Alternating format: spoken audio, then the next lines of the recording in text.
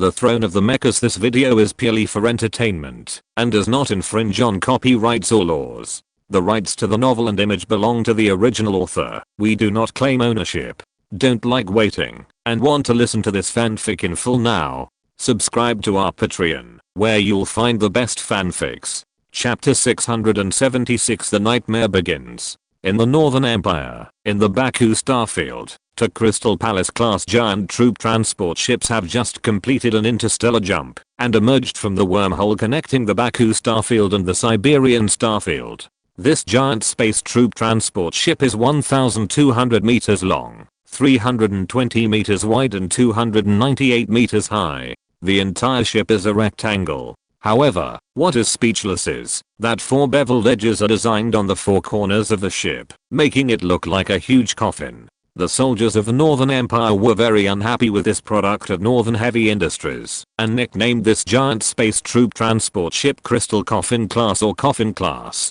Crystal Coffin Class. Oh no, the speed of the Crystal Palace class giant space troop transport ship is very slow. The reason why it has not been eliminated is that the Northern Empire really has no money to specially design and equip a new type of troop transport ship. Moreover, the biggest advantage of the Crystal Palace class is that it can be loaded, very loaded. It can transport 8,000 to 10,000 soldiers at a time. Of course, most soldiers need to stay in a cryogenic freezer to have so much space. The 2 Crystal Palace class space transport ships in front of us are carrying 18,000 military academy students who have just graduated from the Northern Empire. If nothing unexpected happens, these people will be the last batch of students to graduate from the military academy before the war. Emperor Nicholas and Regent Andre have high hopes for them, because the graduates after them will not be able to receive systematic training in the military academy. They can only be regarded as a crash training course for officers. However, this crash education has certain defects and will restrict the future growth and development of these officers. The soldiers and officers in the Crystal Palace class ship behind are sleeping in the cryogenic freezer so that more soldiers can be carried in the limited space. In the Crystal Palace class transport ship in front, there are more than 100 elite students with the rank of major and above. Most of them are high-ranking officials and children of noble families in the Northern Empire. In their view, both military academy and military career are just a means for them to gild themselves. These more than 100 people enjoy privileges and do not have to sleep in the cryogenic freezer. They have their own cabins and can move freely on the transport ship. At this time, in the unusually spacious cockpit of the Crystal Palace class ship in front, the captain of the spacecraft was explaining the route conditions and precautions along the way to more than 30 battleship pilots and military cadets majoring in space battleship command. The captain was eloquent and talked non-stop. He wanted to leave a good impression in front of these future military officials of the Northern Empire so as to facilitate his future promotion. At this moment, he did not look like a captain, but like a bad talk show actor. Look, guys, this is the so-called front line, the Baku starfield. How is it? It's different from the tense situation you imagined. I can tell you that it's very safe here, you can rest assured. The bunch of softies in the Galactic Empire want to use military force to open up the northern corridor, but they will have to pay the price of at least 2 or even 3 reorganized main fleets being annihilated. As long as the opponent's commander is not a lunatic, he will never launch an attack from here. If they do that, it's not terrible, because with such a huge loss, the Galactic Empire will definitely lose. Even if they come, please rest assured that we, the veterans who have been through many battles, will escort you. There will be no problem with your safety. The Northern Empire will move towards the final victory under the leadership of His Majesty Nicholas and His Highness Andre. This idiot. This man is mentally ill. Even Admiral Sasha doesn't dare to say this. No wonder he is still only the captain of a transport ship at such an old age. His IQ is not even qualified to be cannon fodder. The students were whispering. These people are all gilded by connections. Although this place is called the front line, it is very safe. Even if you stay here and don't fight, you can be promoted as fast as riding a rocket. Of course, they know what's going on here. Those students whose families don't have power have been transferred to the Sakhalin Starfield, which is a dangerous place, where you have to fight hard, but still get no thanks. And the behavior of this captain at this time is just showing off his skills in front of an expert. "Excuse me, Captain, why is this channel so quiet? Even the military patrol boats are not seen," a student asked. "Well, you don't know that most of the remaining forces of our Northern Empire's 3rd Fleet are now chasing Xia Xingchen, so the forces in other areas, except the front line, have been diluted. This route is very safe. Since the war started, there has not been even a shadow of the enemy here. If the army of the Galactic Empire can infiltrate here, then we don't have to fight this war." Before the captain finished speaking, he suddenly saw several yellow lights in front of him. "What is that? High energy reaction ahead." At this time, the alarm in the cockpit of the spacecraft suddenly sounded. Before he finished speaking, 4 lasers hit the cockpit of the Crystal Palace troop transport in front, and then another 4 lasers hit the cockpit of the Crystal Palace troop transport in the back. It turned out that this was the evil thought, which had activated the Mirage system and waited in the channel, and suddenly attacked when the 2 troop transports were in front of it. The Crystal Palace lost power in space, and Xia Xingchen and others took the Mecha and landed on the spacecraft, wreaking havoc on the sealing system of the space troop transport.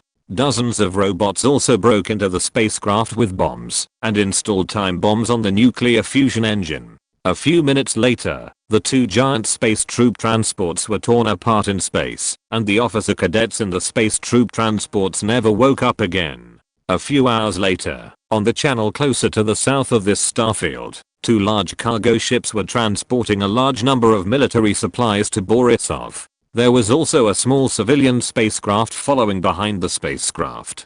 This small spacecraft was different, with several long antennas on it. This is a news reporting ship, equipped with an ultra-long-range data transmission system. In this way, video data can be transmitted to the rear in a timely manner even in a place slightly away from the Skynet signal. It turned out that this was a news reporting ship for the media. They were all reporters from the official media of the Northern Empire Siberia Northern TV. They followed the 2 transport ships all the way and reported the deployment of the Northern Empire army on the front line. Suddenly, the shadows of 4 mechas appeared in front of their spaceship. The 4 mechas quickly approached the 2 large transport ships in front. One of the mechas released a floating gun, and after several volleys, the propeller of the spaceship behind was paralyzed. And another special fighting mecha, that looked like a ghost warrior mecha, with a flying platform-like device under its feet, caught up with the first cargo spaceship. With 2 swords in his hands, a giant firebird with a diameter of nearly 10 meters was released. Then another ranger mech loaded with a large number of terrible weapons also opened fire. Rockets and heavy laser cannons plowed through the tail thrusters of the space transport ship like plowing the land, and the 2 ships were paralyzed in space at that moment. Chapter 677 The Emperor's Anger. Faced with the emergency, the person in charge on the new ship was very calm. "Stop the spacecraft and shut down the engine. We can't run away anyway, so why not leave something as a memorial? This is our dignity as media people." The other reporters did it silently, knowing that what the person in charge said was right. No matter how fast a small spacecraft flies, it can't be faster than a laser. After several mechas attacked the thrusters of the cargo spacecraft, they began to attack the cockpit of the spacecraft, and then opened a large hole in the hull of the 2 transport ships and drilled in. A few minutes later, these mechas flew out of the 2 cargo spacecraft, carrying a large amount of supplies and flew away. However, the people on the new ship did not see where these mechas flew to, but only saw 5 light spots on the radar, and these mechas flew towards the 5 light spots. In just one day, in the northern part of the Baku starfield, the Northern Empire lost 2 giant troop transport ships, 5 large transport ships, a medium-sized mecha cruiser and 2 small communication spacecraft. In these attacks, more than 19,000 people were killed in the Northern Empire and more than 40 mechas were lost. Most of the dead were elites who graduated from the military academy of the Northern Empire. The attackers were very ruthless and left almost no survivors, not even a complete piece of weaponry for the Northern Empire. The only survivor was the news reporting ship of the Siberian Northern Star TV station. They quickly sent back what they encountered and the videos they shot. The TV station did not dare to broadcast them without authorization, as it would be exterminated by speculators. So they immediately reported to the Ministry of the Interior and the Military Intelligence Department of the Northern Empire. At this time, the atmosphere in Nicholas's palace conference room was gloomy. Emperor Nicholas held an emergency video conference here to discuss the matter. In the video conference room, Emperor Nicholas, Regent Andrei, Chekhov and Athena's clone stayed here, and on the big screen were Admiral Sasha and Yuri. Seeing Admiral Sasha online, Nicholas stared at him intently. Across the screen, Admiral Sasha could feel the chill in Nicholas's eyes.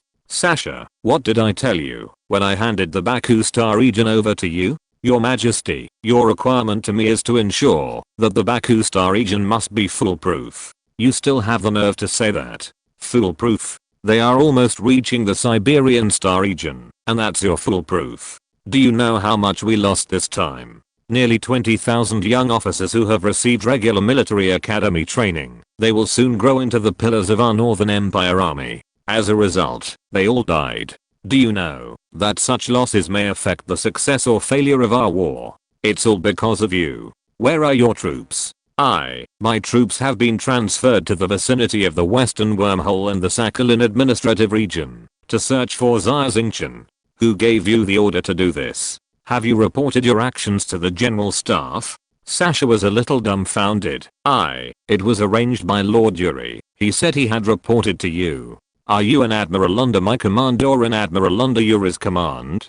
Don't you know what your job is? If the Baku starfield is lost, it will be useless, even if you chop Xia Xingchen into mincemeat. Hurry up and get your team back.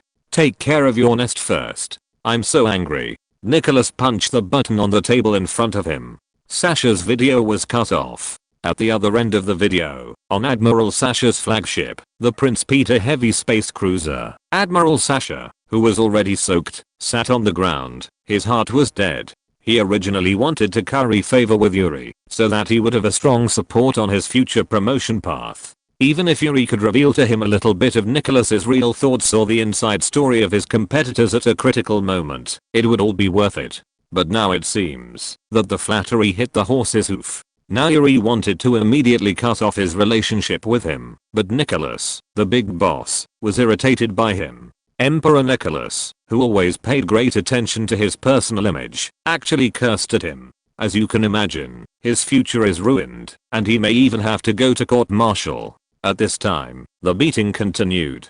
"Come on, everyone, tell us what you think. This is your duty. You are all responsible for domestic security affairs. Where did these attackers come from? Your Majesty, according to our military intelligence department's analysis, the attackers are an assault fleet composed of 5 medium-sized high-speed warships or high-speed stealth cruisers. What is the basis for your judgment?" Nicholas asked with a sullen look. "We have obtained all the data in the navigation recorder of the new ship. We found the radar signals of 5 medium-sized spacecraft in the radar," Yuri explained. "Humph. It's not like you haven't suffered such a loss before. Xia Xingchen has a powerful hacker under his command. What if they deliberately let the new ship go to confuse us? You have suffered such a loss more than once, Yuri." Chekhov interrupted Yuri in a sarcastic tone. "Chekhov, brains are good, but you don't have them.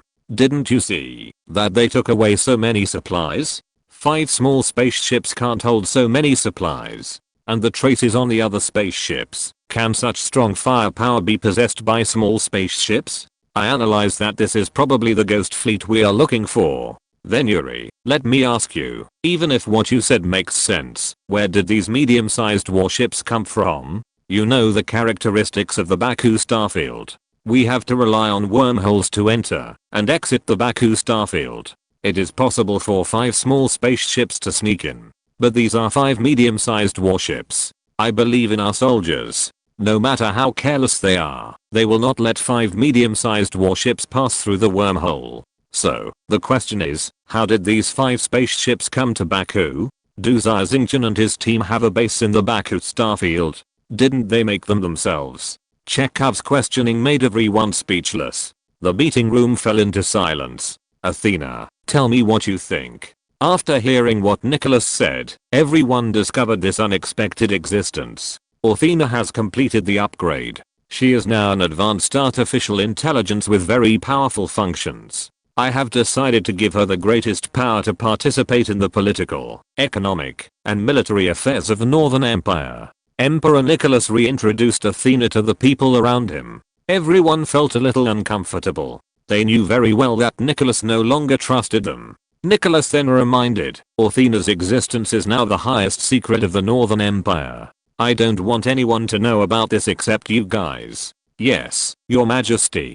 Chapter 678 Fateful Bond. Nicholas and others were holding a video conference to discuss what happened in the Baku starfield. Emperor Nicholas specifically asked the advanced artificial intelligence Athena to express his opinion. Your Majesty, if I follow my previous calculation method, combined with the intelligence and samples you provided, I can't analyze anything. I can only give a reference. I think the probability that the attackers were faking it is 69%. The probability that these attackers are ghost fleets is only 12%. And the probability that these people are Xia Xingchen is as high as 80%. Xia Xingchen. Emperor Nicholas' hair stood up when he heard the name. Athena, what is the basis for your judgment? Your Majesty, after rescuing Chenzinger, Xia Xingchen lurked in Blohinsk for several months and then escaped. According to the time he escaped, it was impossible for him to escape to the Sakhalin starfield in time before the wormhole was blocked by our army. Moreover, there was no problem with the military strength of Xia Xingchen and his men to carry out such an attack. The most important point is that Xia Xingchen and his men have a powerful hacker, and it is easy for them to tamper with the radar data. Your Majesty, no matter what the result is, I suggest that you must send elite troops to participate in the encirclement and suppression. This is very important. Only by having more contact with the opponent can they reveal more flaws. But, well said. Nicholas applauded. Your departments should immediately set up a joint investigation team and immediately form some elite combat teams to conduct a dragnet search in the Baku starfield. Andre, send out the Snow Demon Knights. This time, your opponent is not simple. Yes, Your Majesty, the Snow Demon just needs such a whetstone. Andre was full of expectations. Your Majesty, I want to lead the team there in person. I think you know that Xia Xingchen is my inner demon. I think this account should be settled. Emperor Nicholas thought for a while. Let me think about it again. The meeting is over. Andre, Athena, you two follow me. After Nicholas finished speaking, he stood up and went into his study. Andre and Athena followed him in. Chekhov looked at Yuri on the big screen and laughed. My dear brother, so you have come to this day. You should be thankful that Your Majesty is in a good mood recently, otherwise I would see your head fall to the ground. Yuri looked at his idiot half-brother. Chekhov, don't you understand Your Majesty yet? It is because of my existence that you are still in this position. If I'm killed, you will be the next to die. Yuri cut off the communication, leaving Chekhov dumbfounded. At this time, in Nicholas' study, Nicholas rubbed his temples. Andre, you are different now. You are not only the person in charge of the Snow Demon, but also the first in line heir to the throne of the Northern Empire and the regent of the Northern Empire. Your safety is closely related to the whole body. As the saying goes, a gentleman does not face danger. I hope you can consider it carefully. Your Majesty, do you believe in intuition? Andre suddenly asked. Intuition? Andre, why do you ask this question? Your Majesty, please answer me. Nicholas was stunned by the question. In his impression, Andre has never spoken to him like this. But he did not get angry. He knew Andre very well, and there must be a reason for his behavior. I believe in the existence of such a thing as intuition. For example, our mecha masters predict danger, or after seeing a person for a long time, we can judge what kind of person this is by our first impression. Or sometimes we make a decision and can predict the outcome of things. There is a connection in the dark that allows us to feel it, but we can't tell any reason. Nicholas answered seriously. Your Majesty, I can't understand it. It's too against my will. There is no scientific basis. Athena spoke up, and a corsage-like device on her chest flashed a red light violently. There is nothing incomprehensible. Athena, let me give you an example. How did you find out that there is another artificial intelligence in a network world? Through data analysis? Nicholas asked back. Your Majesty, I can't explain this. It's probably a feeling. I can't see anything from the data, but I can feel that he or she has been here. It's like a fateful bond. Athena said. Haha. Nicholas and Andre both laughed. Athena, this bond is also a kind of intuition. What are you talking about unscientific? Do you know that this fatalism is the most idealistic thing in human society? You may not be able to explain it, but it is here, and behind it is the law of the operation of the universe. The mysticism and philosophy of human society are studying such things. Emperor Nicholas explained to his daughter with great interest. Chapter 679 God's Gold. At this time, Andre said, since your majesty agrees with the existence of intuition, then I say, my intuition judges that the mecha equipped with the Dragoon system that attacked the transport ship is Xia Xingchen. Do you believe it? From him, I feel a kind of fateful bond. Although his actions are completely different from when he participated in the D-level mecha competition a few years ago, and when he participated in the Shiniu and Star Military Academy mecha fighting competition. But I know this is him. Moreover, I have reasons to go. First of all, he is my inner demon. If I don't kill him, my strength will be difficult to improve. Your majesty entrusted the empire to me, and I must be a real strong man, not a coward who just hides behind others. Second, this Xia Xingchen is definitely a big worry for our galactic empire. He participated in the destruction of Yuri's mecha training base on Watchstar. He also destroyed my D-level mecha assessment, Angelica's painstaking talent competition plan, the plan to kidnap William Krupp, and the plan to assassinate Princess Crossing were all shattered by him. This time, he actually went deep into the empire, destroyed the Gemini, captured Miranda and Ramanog alive, and rescued Shenzinger. This guy's constantly growing. If we let him continue to grow stronger, then all this will become a disaster for our entire Northern Empire. Another point is that my intuition can help our army find him. So I must find him in person and kill him with my own hands. But this is too dangerous, Andre. Our Northern Empire cannot afford to lose you. Not to mention that the Snow Demon Knights will be leaderless, and even the country will once again fall into chaos and fighting because of the issue of my heir. Nicholas was still hesitant. Your Majesty, do you want your successor, the future Emperor of the Northern Empire, to be ridden on by a guy who was born a miner for his whole life? This is intolerable. You have to think about the future of the Empire too. In addition, I'm now a B-class mecha master, and my mental power level has also broken through level 30. Xia Xingchen can't do this at all. In other words, that guy is not my opponent at all. What are you worried about? Athena, what do you think? Emperor Nicholas the Great was somewhat moved. Your Majesty, you often say that danger must be nipped in the bud. What Xia Xingchen did is equivalent to the loss of an entire main fleet of our Northern Empire. Now he is in our territory. Even if it costs a lot, he should be killed here. Otherwise, if he runs away, the loss of the empire will increase by dozens or even hundreds of times. Athena's thinking mode was learned from Emperor Nicholas, so what she meant was actually what Nicholas meant himself. Rather than letting others convince him, he seemed to be more willing to be convinced by himself. This can be said to be an advanced stage of self-deception.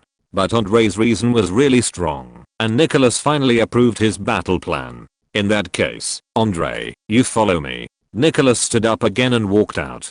As he walked, Nicholas said, Andre, since you want to fight, I will give you strength. In the past, I forbade you to use overly advanced mechas, because I was afraid that you would become dependent on mechas, which would be detrimental to the improvement of your skills. But now, you have reached that level, and mechas cannot become an obstacle to your strength. What you need to do most now is to survive on the battlefield. You need to have a truly powerful and unique mecha. The current Revenge Wolf mecha is struggling in battles at your level. Remember, your future opponents are not those cannon fodders, but those B-class mecha masters, A-class mecha masters, and even S-class mecha masters. As several people talked, they followed a secret passage to the underground. This is Nicholas's exclusive mecha warehouse, where more than a dozen mechas are parked, and dozens of senior mecha repairmen are responsible for the daily maintenance of these mechas. When they saw Nicholas coming, they all stopped their work and bowed. Has the mecha I prepared for Andre arrived? Your Majesty, it has arrived. It is at the number 18 mecha maintenance operation station.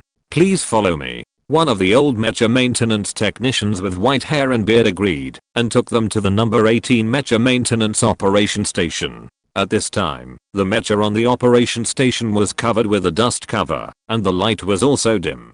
Everyone, I suggest you wear sunglasses or close your eyes and open them slowly. The words of the mecha maintenance technician made Nicholas and Andre very surprised, but they were not ordinary people, so they didn't care. The mecha maintenance technician smiled bitterly and shook his head, then performed a series of operations on the mecha operation station. The dust cover covering the mecha was retracted by the robot arm, and then the light on the mecha maintenance operation station suddenly lit up. Nicholas and Andre were dazzled by the sudden golden light and closed their eyes. What's going on? The two were horrified. After a few seconds, their eyes gradually adapted to the strong light in front of them, and then they opened their eyes. However, at this moment, they were stunned by the mecha in front of them. This is a mecha that looks very similar to the Doomsday Catastrophe mecha, but the most obvious difference between it and the Doomsday Catastrophe mecha is that this mecha is golden yellow and has the same texture as gold.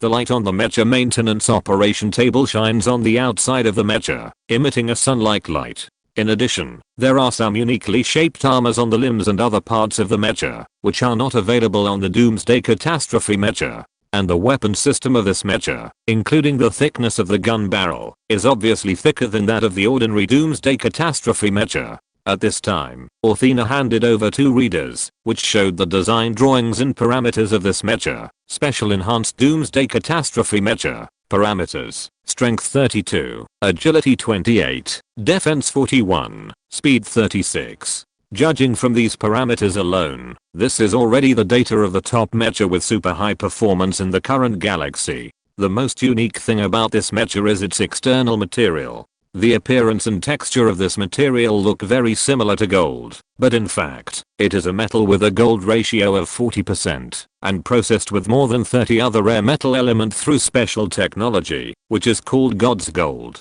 As we all know, gold is a very soft and ductile metal. Using it as the shell of mecha, the defense is very poor, and it can't even withstand the strength of the mecha itself. In addition, the melting point of gold is only 1064.43 degrees Celsius, and such a melting point can be burned by a macro laser rapid fire cannon.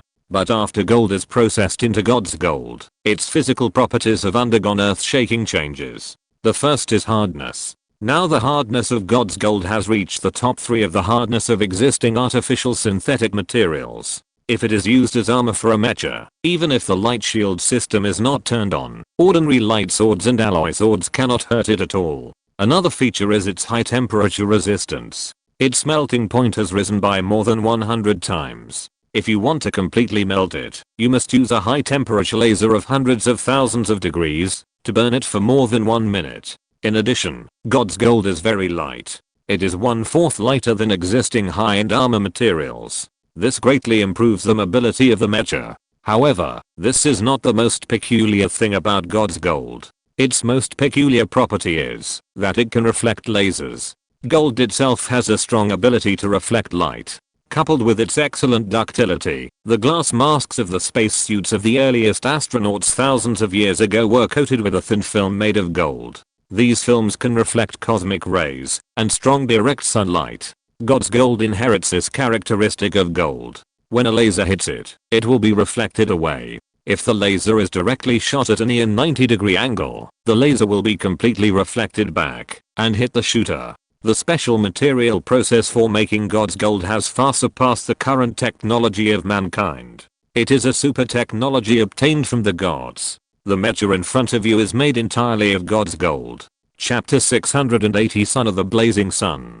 Unlike other Doomsday Catastrophe mechas that use the macro-controlled nuclear fission engine Rock Core No. 1, the power system of this mecha uses the latest macro-controlled nuclear fusion engine Ice Core No. 4 developed by Northern Heavy Industries. Ice Core No. 4 was developed based on the already mature Ice Core No. 3. Its instantaneous output power is almost doubled compared to Ice Core No. 3. Reliability and other aspects are also outstanding. However, one problem it brings is that the cost of Ice Core No. 4 is 5 times that of Ice Core No. 3. Therefore, in addition to the prototype, only two ICE Core number 4 micro-controlled nuclear fusion engines were produced, one of which was allocated to this mecha. The weapon system of this mecha is also different from that of other Doomsday Catastrophe mechas. The two high rises on its shoulders are not heavy laser cannons, but two plasma cannons. Although the power of this plasma cannon is not as large as that on the battleship, and can only last for 1 second, each plasma cannon can fire once every 10 seconds.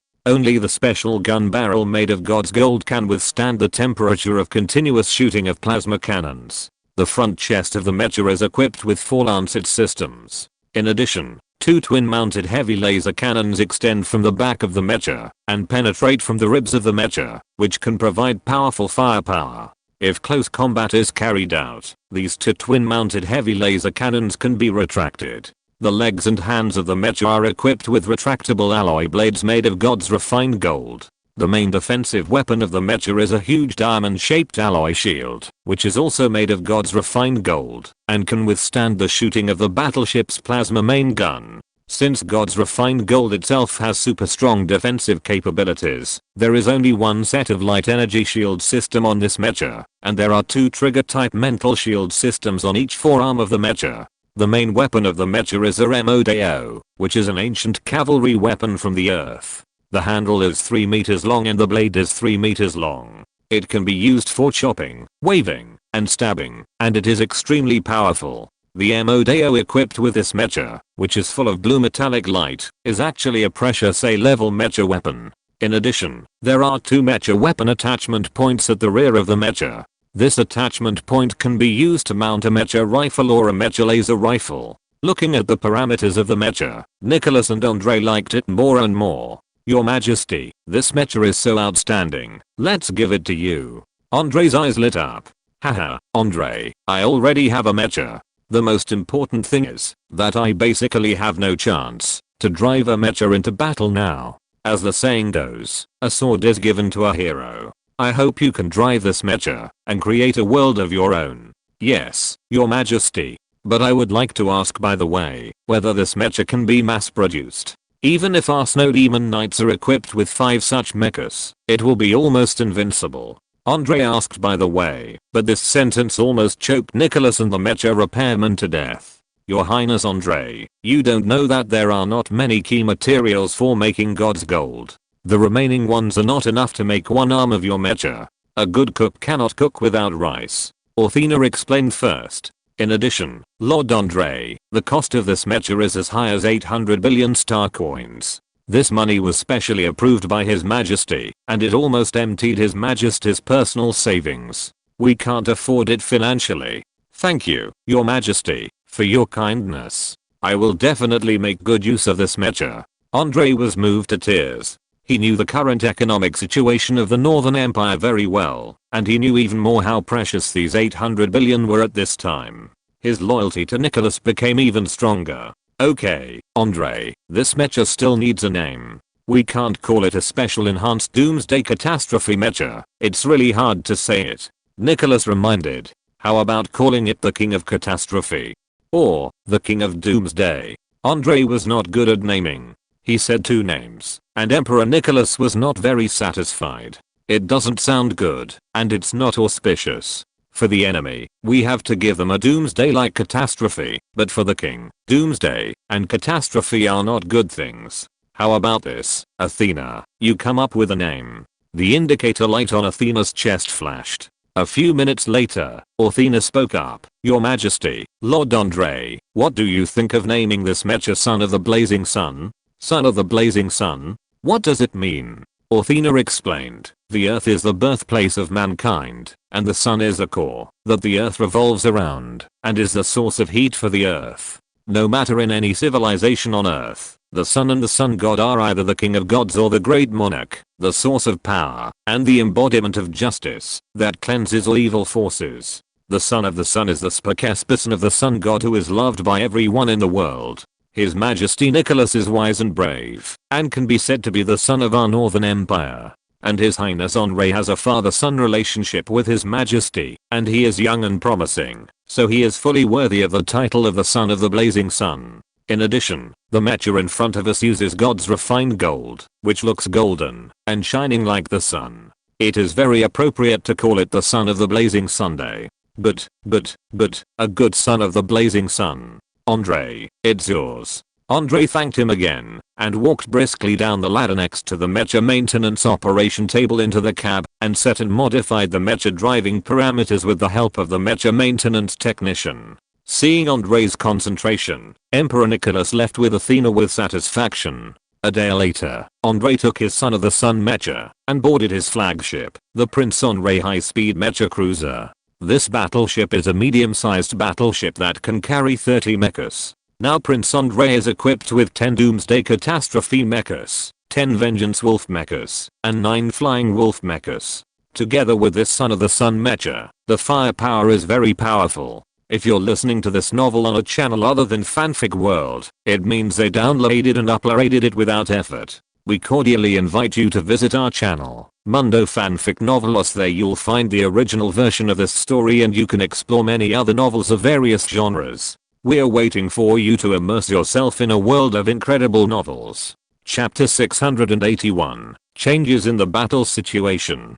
Prince Andre and 4 medium-sized high-speed mecha cruisers of the Snow Demon Knights went to the Baku starfield. They acted very quickly. Andre set off immediately, after completing the driving parameter settings of the mecha. In order to save time, he completed the process of experimenting with the mecha in the mecha driving simulation cabin. The troops of other departments of the Northern Empire are still in preparation. As the saying goes, speed is the most important thing for soldiers. From this point, we can see the difference in the quality of different troops. For those well-trained troops who can fight hard battles, quick response is also a hard indicator. In the luxurious office on Prince Andre sat opposite a middle-aged general in his 50s. This general with the rank of admiral was about 180 centimeters tall, with yellow skin, black hair, square face, and a strong figure. He sat there in the most standard sitting posture of a soldier, with an upright posture, like a rock. But when you see his eyes, you will find that this is a sharp sword hidden in the scabbard. If you don't go out, you will hurt people. This general was named Wazatu. He was a member of the Northern Empire's general staff, and had outstanding military exploits. However, he was too old-fashioned, and could not curry favor with his superiors, so he could not make any further progress. After being promoted to the rank of Lieutenant General, this time, he was promoted to the rank of General by Nicholas. This time, Nicholas was very dissatisfied with General Sasha's performance, especially because he sacrificed his job to curry favor with his superiors. This touched Nicholas's reverse scale. This is a matter of principle. Although changing generals on the battlefield is a taboo in the army, especially on this frontal battlefield, it is easy to cause a rout.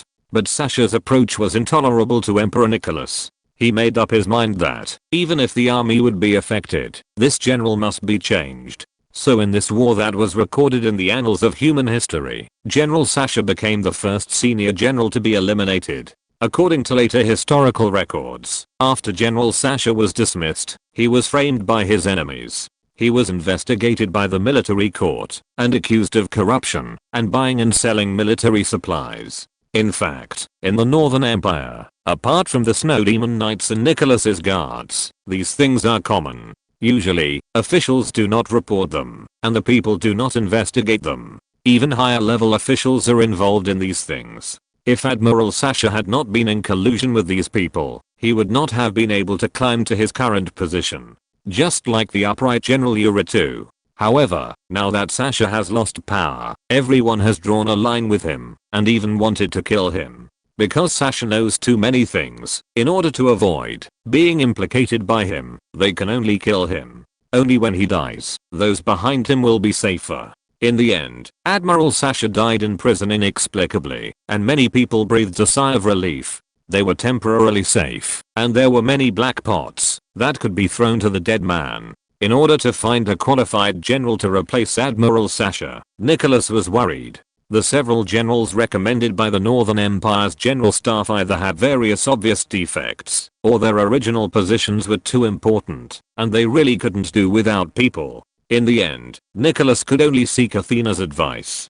The information of all the generals of the Northern Empire is stored in Athena's database. According to the functions of the commander of the Third Fleet and the commander's combat styles, a general's information appeared on Nicholas' desk.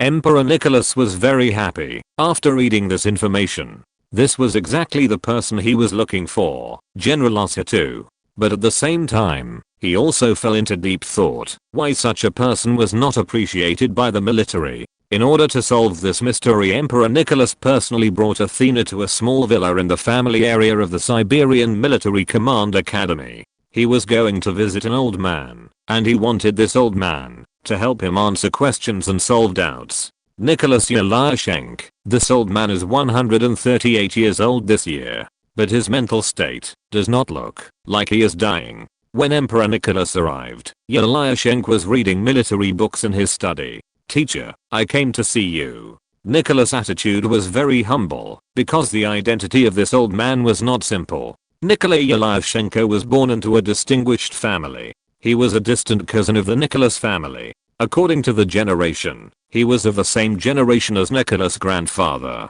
However, an important reason why Yelyushenko was famous in the Northern Empire was his outstanding military talent. When he was young, he graduated from the Galactic Empire Royal Military Academy. After graduation, he joined the 7th Fleet of the Galactic Empire with outstanding military exploits and was promoted all the way. Later, Yelyushenko accepted the invitation of Nicholas' father and joined the predecessor of the 1st Fleet of the Northern Empire, the former Northern Fleet, as the fleet commander. It can be said that the foundation of the entire Northern Empire's army was laid by this old man. Later, he left the army and joined the Siberian Military Academy, the largest military academy in the north, as the principal. He worked for decades and trained a large number of military talents for the Northern Empire. Now most of the senior generals in the Northern Empire will respectfully call him the principal when they see him. Emperor Nicholas learned military enlightenment from this old man since he was a child. Although Nicholas was very strong, he still admired the teacher's insights in military affairs. If Yelyushenko was not so old, Nicholas would even invite him to serve as the Grand Marshal of the Northern Empire Army. Yelyushenko was flattered when he heard that Nicholas was visiting in person. He hurriedly stood up to salute, but was stopped by Nicholas. "Your Majesty, why are you here? I'm sorry for being so rude." "Teacher, please don't do this. This will shorten my life. The last time I discussed the trend of the war with you, I benefited a lot. Now, the situation of the war has changed a lot. I still want to ask you a question. In addition, there is a question that has been bothering me recently. I hope the teacher can help me answer my questions."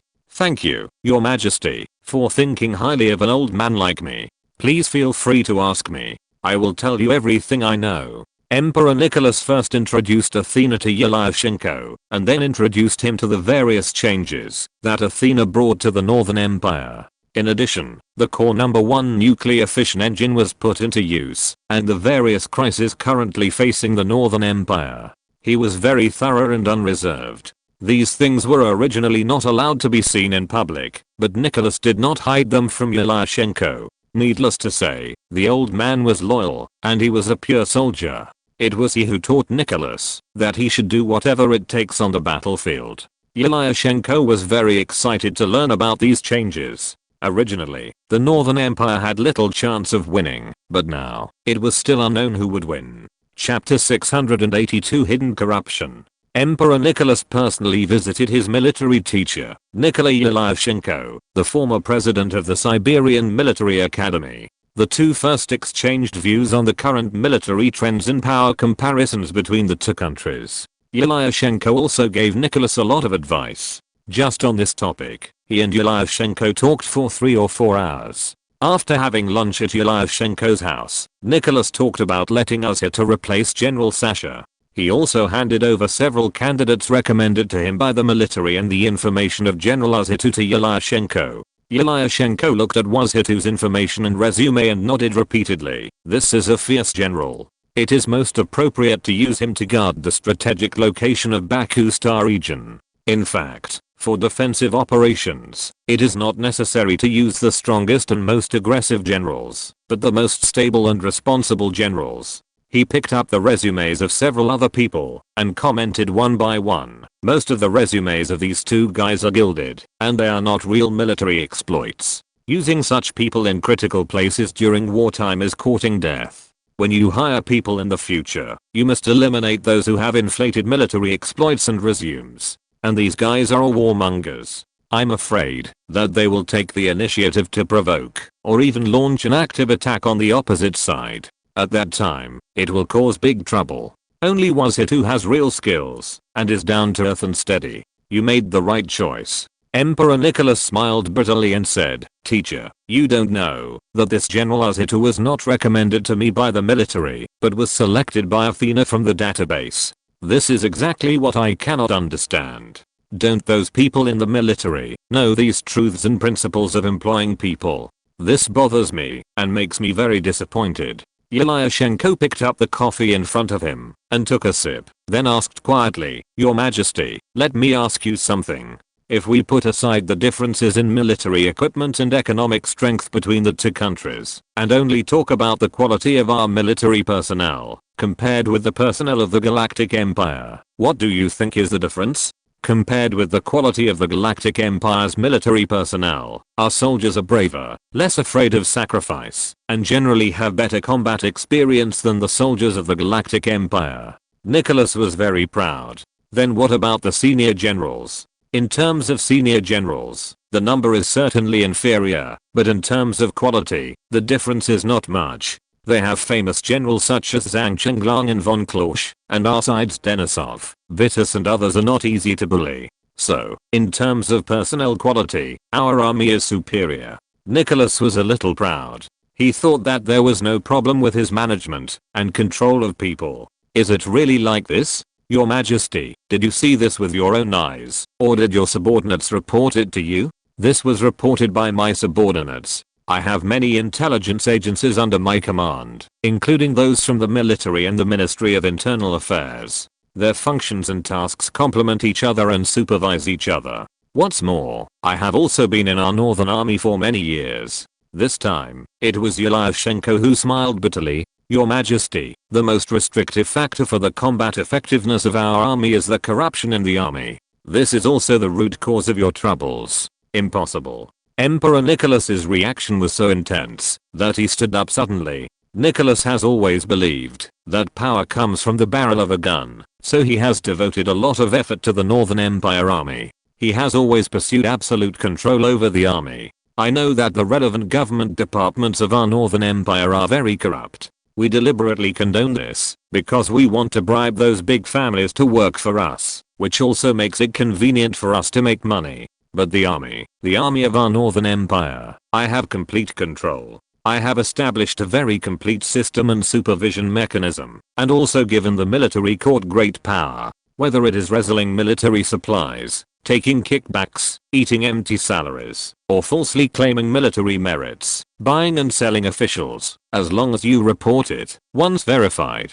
there will be no leniency, absolutely zero tolerance. How can such an army be corrupt? Yelyashenko sat firmly on the diote, and he waved his hand. Your Majesty, please listen to me. I have lived longer than you two, and I have served in the armies of both countries. I have seen much more than you have. The manifestation of corruption in the army is not as simple as ordinary power for money transactions or economic problems. For soldiers, promotion and climbing to higher positions can gain greater power and more resources. At that time, money will naturally roll in. In the army, what can be relied on to achieve rapid promotion and wealth? There is only one answer, that is, factions. Where there are people, there are factions, and the army is where factions are most serious. Maybe in the eyes of your Majesty, they are all loyal to you, but the struggle between their factions is a life and death struggle. If factions want to gain an advantage in the competition, they must find a way to get people from their factions promoted as soon as possible. So corruption arises. Nicholas interrupted Yelyashenko. I don't understand how they cheated under my nose. Your Majesty, I dare to give you an example. You, me and Athena are the commanders of 3 fleets respectively. According to the regulations of our army, our 3 nephews are not allowed to serve in our own fleets. So my nephews serve in your fleet, your nephews serve in Athena's fleet, and Athena's nephews serve as soldiers under me. If the three of us were in the same faction, I would promote your nephews in violation of the rules. You would promote Athena's nephews in violation of the rules, and Athena would promote my nephews in violation of the rules. In this way, 3 people were promoted in violation of the rules, and the strength of the faction was greatly increased, and the system could not control it, or even find it. Even if the 3 of us are not in the same faction, we all know what family background our soldiers have. When there is a need for promotion and evaluation, or when we have to perform very dangerous tasks, we will take it into consideration. This can avoid offending people, or selling personal favors, and making good connections, and maybe one day the other party will pay it back. Emperor Nicholas listened to his teacher Xia Xingchen telling him about the corruption in the Northern Empire army. He was so angry that veins on his head burst out, and his whole body trembled. But that's not all. Xia Xingchen went on to say, and there's more. This kind of corruption is rampant in every aspect of the military, including military academies. Chapter 683, Rifts of Holes. What's going on? What's the matter with the military academy? Nicholas could hardly suppress his anger. Athena, come and list the names of the graduating students from all the military academies in the Siberian starfield who have been assigned to the Baku starfield and the Sakhalin starfield. Xia Xingchen said. Athena glanced at Nicholas. Only Nicholas could give her orders. Nicholas nodded. Athena, do as Mr. Xia Xingchen says. Here, his meaning is what I mean. Yes, your majesty. Mr. Xia Xingchen, among the graduates of major military academies in the Siberian starfield this year, a total of 18,000 students were assigned to the Baku starfield, and all of them have died. And there are 38,000 graduates of military academies assigned to the Sakhalin starfield. Okay, Athena, classify these students whose family backgrounds include military and government personnel, and whose family assets are more than 1 billion star coins as Class A students. Classify those students who do not have any military or political background, and whose families are not wealthy as Class B students. Then, please list the proportions of Class A students and Class B students in these 2 starfields respectively. Please wait, the data is being processed. Your Majesty, Mr. Xia Xingchen, in the Sakhalin starfield, the proportion of Class A students is 3%, and the proportion of Class B students is 97%. In the Baku starfield, the proportion of Class A students is as high as 82%, and the proportion of Class B students is only 18%. Nicholas was puzzled. What does this mean? Your Majesty, according to our country's traditional division of war zones, when entering a state of war, the Baku starfield is a first-level war zone, and the Sakhalin starfield is a second-level war zone. This means that regardless of whether there is a war or not, under the same conditions of military merit, the promotion speed of soldiers in the first-level war zone is 40% higher than that of soldiers in the second-level war zone on average. But we know very well that it is almost impossible for the Galactic Empire to directly attack the Baku starfield. If they launch an attack, the best choice is to start from the Sakhalin starfield. Therefore, the Sakhalin starfield is truly a first-level war zone. Athena, you must have a calculation formula for the war mortality rate. Tell me about the expected soldier death rate in the Baku starfield and the Sakhalin starfield in the next 2 years. In the Sakhalin starfield, the expected soldier death rate in 2 years is 65% to 77%, and in the Baku starfield, 11% to 23%. Athena said expressionlessly. Hearing these data, how could Nicholas not understand what was going on? Ha ha ha ha, retribution, retribution, it's really retribution in this life. Let the children of civilians die, while their children get promoted, and make money in the safe rear. This is a wishful thinking. But man proposes, God disposes. Now I'm really grateful to Xia Xingchen. I didn't expect that there would be such scum in my army. Teacher, are there still such dirty things in the army? Yes, of course, and there are a lot of them. For example, false reporting of medical expenses. His Majesty requires soldiers to not be afraid of casualties and sacrifices during training, so our country spends a lot on medical expenses. As long as the officers at the base collude with the military doctors, they can do a lot of tricks in reimbursement of medical expenses. For example, a minor injury is said to be a serious injury, and it only takes a week to recover, but it is reported that it takes a month to recover. The nutrition expenses for this month are not small, and the injured soldiers can receive treatment far beyond the standard, so no one will report it. In this way, the soldiers benefit, the officers benefit, and the military doctors and hospitals also make a lot of money. The only one who suffers is the financial department, but they dare not intervene. At that time, the military will accuse them of obstructing training, and no one can bear this responsibility. Anything else? Of course there are other factors, such as the battle damage and depreciation of equipment. If a mecha is seriously damaged in battle, it can be repaired or scrapped. However, repairs will take up the army's maintenance funds and affect combat effectiveness. However, if it is scrapped, the logistics department will allocate new mechas. More importantly, the handling of the wreckage of the mecha, whether to sell it as a whole, or sell it as accessories, or treat it as scrap metal and garbage. There are a lot of tricks involved. And who to sell it to, how to pay benefits and kickbacks. There are too many considerations here. Why don't I know these things? I have also been in the army for many years, climbing up step by step from the bottom. Nicholas said painfully. He felt that he was deceived, and the things he cherished most lost control under his nose. Yelyashenko smiled bitterly and said, "Your Majesty, you are of noble status. Although you once joined the army secretly, it was just for fun. Although you repeatedly requested that your identity not be revealed, everyone from the fleet commander to a small cook at the base knows your identity, but everyone pretended not to know in front of you. You joined the Northern Empire Army, which was not even a secret visit, so all you saw were positive things, and they didn't dare let you see those dirty things. Then what about the military intelligence department, the military court? What about the military police? How could they tolerate such a thing? What about those ministers of mine who said they would die for the Northern Empire? Where have they gone? Most of the people in the military intelligence department, the Ministry of the Interior, including the gendarmerie and the royal guards, have military positions. These matters are closely related to their interests. It can be said that they are vested interests. How can you expect them to cut off their own financial resources? As for those ministers, Your Majesty, I dare to tell you the truth from my heart. Even if you don't like to hear this, and will kill me after hearing it, I still have to say it.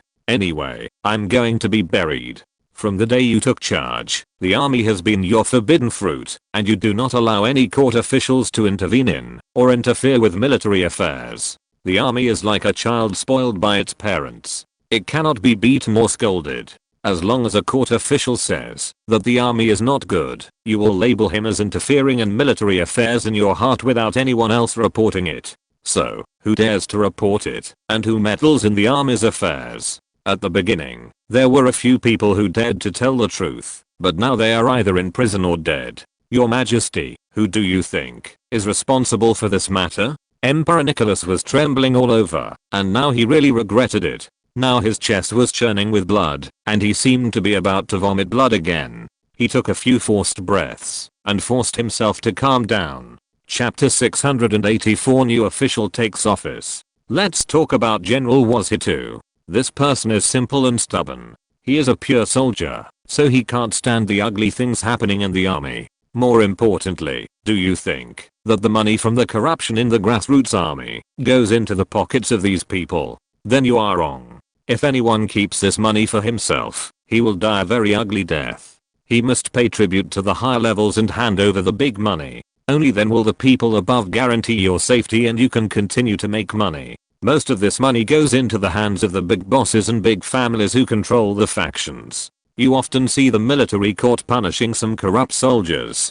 Most of these guys are punished because they are too greedy, want to eat alone, or divide the spoils unevenly. Why should people recommend Wazhitu, who is not corrupt and does not pay tribute, to such an important position as the fleet commander? However, if it is a mission that is sure to end in death, these guys will recommend Wazhitu first. As for the other guys, they will find all kinds of reasons to say that they are not suitable. At this point, Emperor Nicholas finally understood what was going on. At the same time, he was also very glad that he came at the right time this time, otherwise he would not know how to end it. Teacher Xia Xingchen, I plan to do a major operation on the army. What do you think? It seems necessary to kill a group of people. Your Majesty, you can't do that. This matter involves too many people. Using drastic measures all at once will lead to paralysis of the army or even mutiny. The powerful factions within the army and the military may also resist passively because of this matter and work without effort.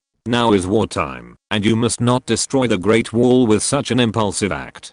Xia hurriedly stopped Emperor Nicholas. Please teach me, teacher. First, it is necessary to kill the chicken to scare the monkey. Find a faction, find it, confiscate its property, and exterminate its clan, and kill tens of thousands of people. Then let other families and factions admit their mistakes and let them voluntarily hand over their illegal gains. In this way, your Majesty can also relieve the financial pressure. Nicholas nodded. This plan is very good. We can kill them. We must kill them. This is also a good way to fill the treasury. Their corruption is equivalent to helping me save money. If they dare to stretch out their hands, let them spit out 10 times or 100 times. Second, use this incident to give Yuri and Chekhov a good warning and instruct them to establish a special department to supervise the army. This can also make them more distant from the military. It is not a good thing for your Majesty that the intelligence department is mixed with the military.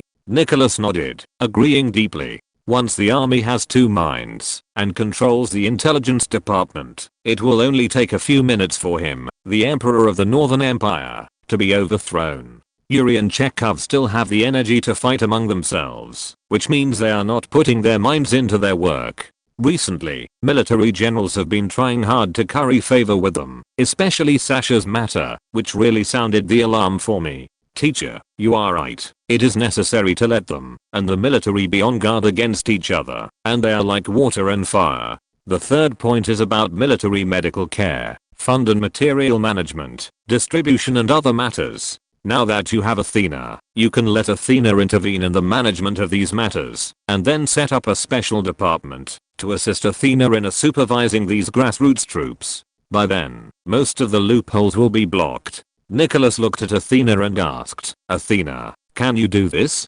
Your Majesty, I can do this. To realize this function, I need to occupy about 8% of my computing resources. Now is not wartime. I can take care of both. According to my calculations, if I supervise these things, the efficiency of our military expenditure can be increased by 15%. After hearing what Athena said, Nicholas was happy and angry. You must know that the annual military expenditure of the Northern Empire is an astronomical figure. What kind of concept is 15%? It is enough to build another main fleet. He was happy that so much money could be saved, and the chances of winning the war were a little better, but he was angry that such a large sum of money went into the pockets of the termites. They had suffered too much loss in these years. Then get started on this matter immediately. My butcher knife will drink blood again. The Baku Starfield of the Northern Empire, Urisk. This is the capital of the Baku Starfield. On the heavy space cruiser Prince Peter, the flagship of the 3rd Fleet in outer space of Urisk, Admiral Sasha welcomed the arrival of Regent Andrei with trepidation. Prince Andrei walked over from the Prince Andrei cruiser through the docking channel with a team of guards. Greetings, Your Highness. Everyone bowed hurriedly, but Andrei didn't even raise his head. Have all the heads of relevant departments and squadron captains arrived? Yes, Your Highness. Call everyone to a meeting immediately and take me to the conference room. What is this? Follow the order. Yes, sir. Admiral Sasha sensed that things were not going well from Andrei's attitude, but he was powerless to resist and could only do as he was told. Half an hour later, the squadron commanders and main leaders of the Northern Empire's 3rd Fleet gathered in the large conference room of Prince Peter. The atmosphere in the conference room was heavy at this time. For more than 2 weeks, the Baku Starfield has been in a mess. More cargo ships and small communication ships have been destroyed, and even some small-scale search teams looking for attackers have been attacked. What's more terrible is that more than a dozen cargo ships have disappeared. These ships carry a large amount of weapons and military supplies. Sasha and Yuri have no idea what Xia Xingchen and his men want to do with these ships. Yuri simply ran back to Siberia. He had too much hope of catching Xia Xingchen. It's better to stay away to avoid being implicated by Admiral Sasha, who is about to be unlucky. You know, Sasha is now like a drowning person who is alone and wants to grab everything he can. Yuri knew very well that if he was caught by Sasha now, he would drown with Sasha. So this old fox left on the pretext of going to Sakhalin to supervise the battle and turned around and flew back to Siberia. But soon Admiral Sasha knew what Xia Xingchen was doing with those spaceships. Those captured mechas were left alone in space. If there were any ships from the Northern Empire to take these mechas, the delayed explosion devices on the mechas would explode, causing the ship to be destroyed and people to die. There were also a large number of space torpedoes. These things were not a big threat to warships, but Colossus modified the navigation control system of these torpedoes and optimized the propulsion system, which greatly increased the speed and power of these torpedoes. Then these torpedoes were scattered in the channel, and once a spaceship approached, they would automatically launch an attack. Many warships were hit, not to mention those cargo ships. Now the northern part of the Baku starfield is in ruins. Chapter 685, Attack on the Space Station. There were two people standing behind Prince Andrei. One was his adjutant, and the other was a humanoid robot. This robot was Athena's clone. As long as there was a signal from the Northern Empire line or the military network, Athena could always connect to this clone. This clone had a name Adam.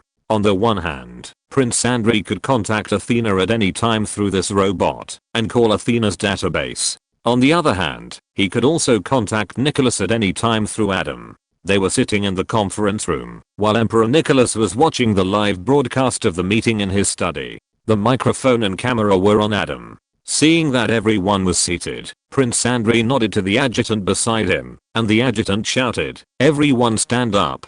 It is imperative to follow orders in the army." Everyone stood up.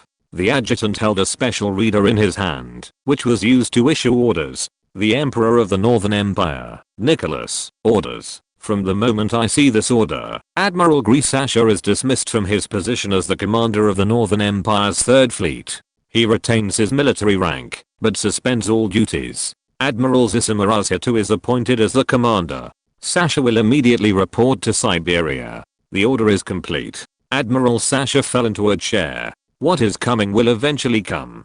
Two military police came up and took away his weapons and personal terminal. Admiral Sasha was taken away. The remaining people looked at each other with fear in their eyes. Some of you must be dissatisfied. If you are dissatisfied, you should raise your voice now and hand over your rights. I can make the decision and approve your early retirement. But if any of you do not stand up now, but make trouble behind the scenes, that is disobedience, or I can understand it as mutiny.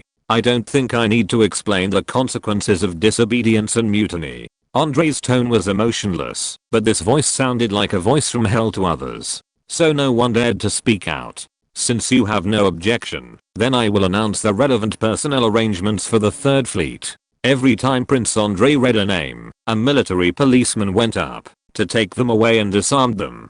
Except for the commanders of the 3 squadrons of the Third Fleet, all other responsible persons, including the commander of another squadron, were taken down. Before these people left, they looked at Wuzatu with resentment. Wuzatu also smiled bitterly in his heart. On the way here, Andrei discussed these things with him. Wuzatu originally planned not to change anyone, because changing the military chief, even if the other party is very cooperative, will bring great trouble. Familiar with the work, building connections, understanding the situation, and running in with the subordinates, all require a lot of time and energy. But now the biggest disadvantage of the Northern Empire is that there is no time. If the other party is a little emotional and makes trouble, it will be very difficult to restore the original efficiency and status. But not long after they reached an agreement, Nicholas's order was conveyed. After discussing with Yulashenko, the emperor decided to kill a group of chickens to scare the monkeys, so the guys in the Third Fleet were in tragedy, who caused the Baku starfield to have an accident. Taking them out for the operation would be justified, and there was no need to fabricate a crime. They were also unlucky with 2 senior generals of the military general staff, the person in charge of military medical care in the logistics department, and the person in charge of graduate allocation in the military academy system. Just as Nicholas said, thousands of people were killed. The beating was in progress, and at this moment, the Prince Peter suddenly sounded a shrill alarm. Everyone was horrified, thinking that the Galactic Empire had discovered the lack of troops here and sent troops to attack. At this time, the image in the cockpit of the spacecraft came from the big screen in the conference room. Your Majesty and something happened. The Ulyss space station was attacked by terrorists. Andrew was shocked. He rushed out of the conference room and came to a porthole to look out. He saw that the huge Ulyss space station was already in a sea of fire. It turned out that Xia Xingchen and his team had been drifting in space for so long and stayed on the seabed for a whole month, and many supplies were exhausted.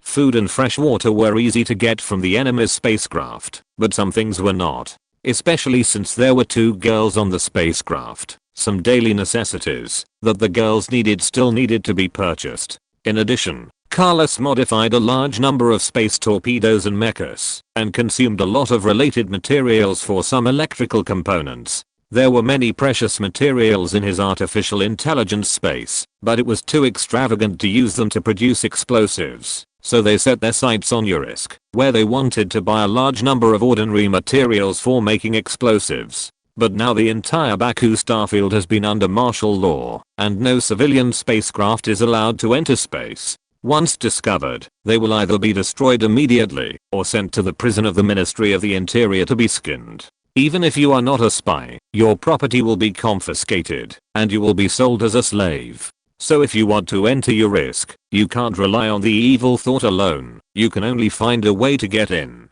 This seems difficult, but it is not a difficult task for Carlos at all. He targeted a fleet of cargo ships.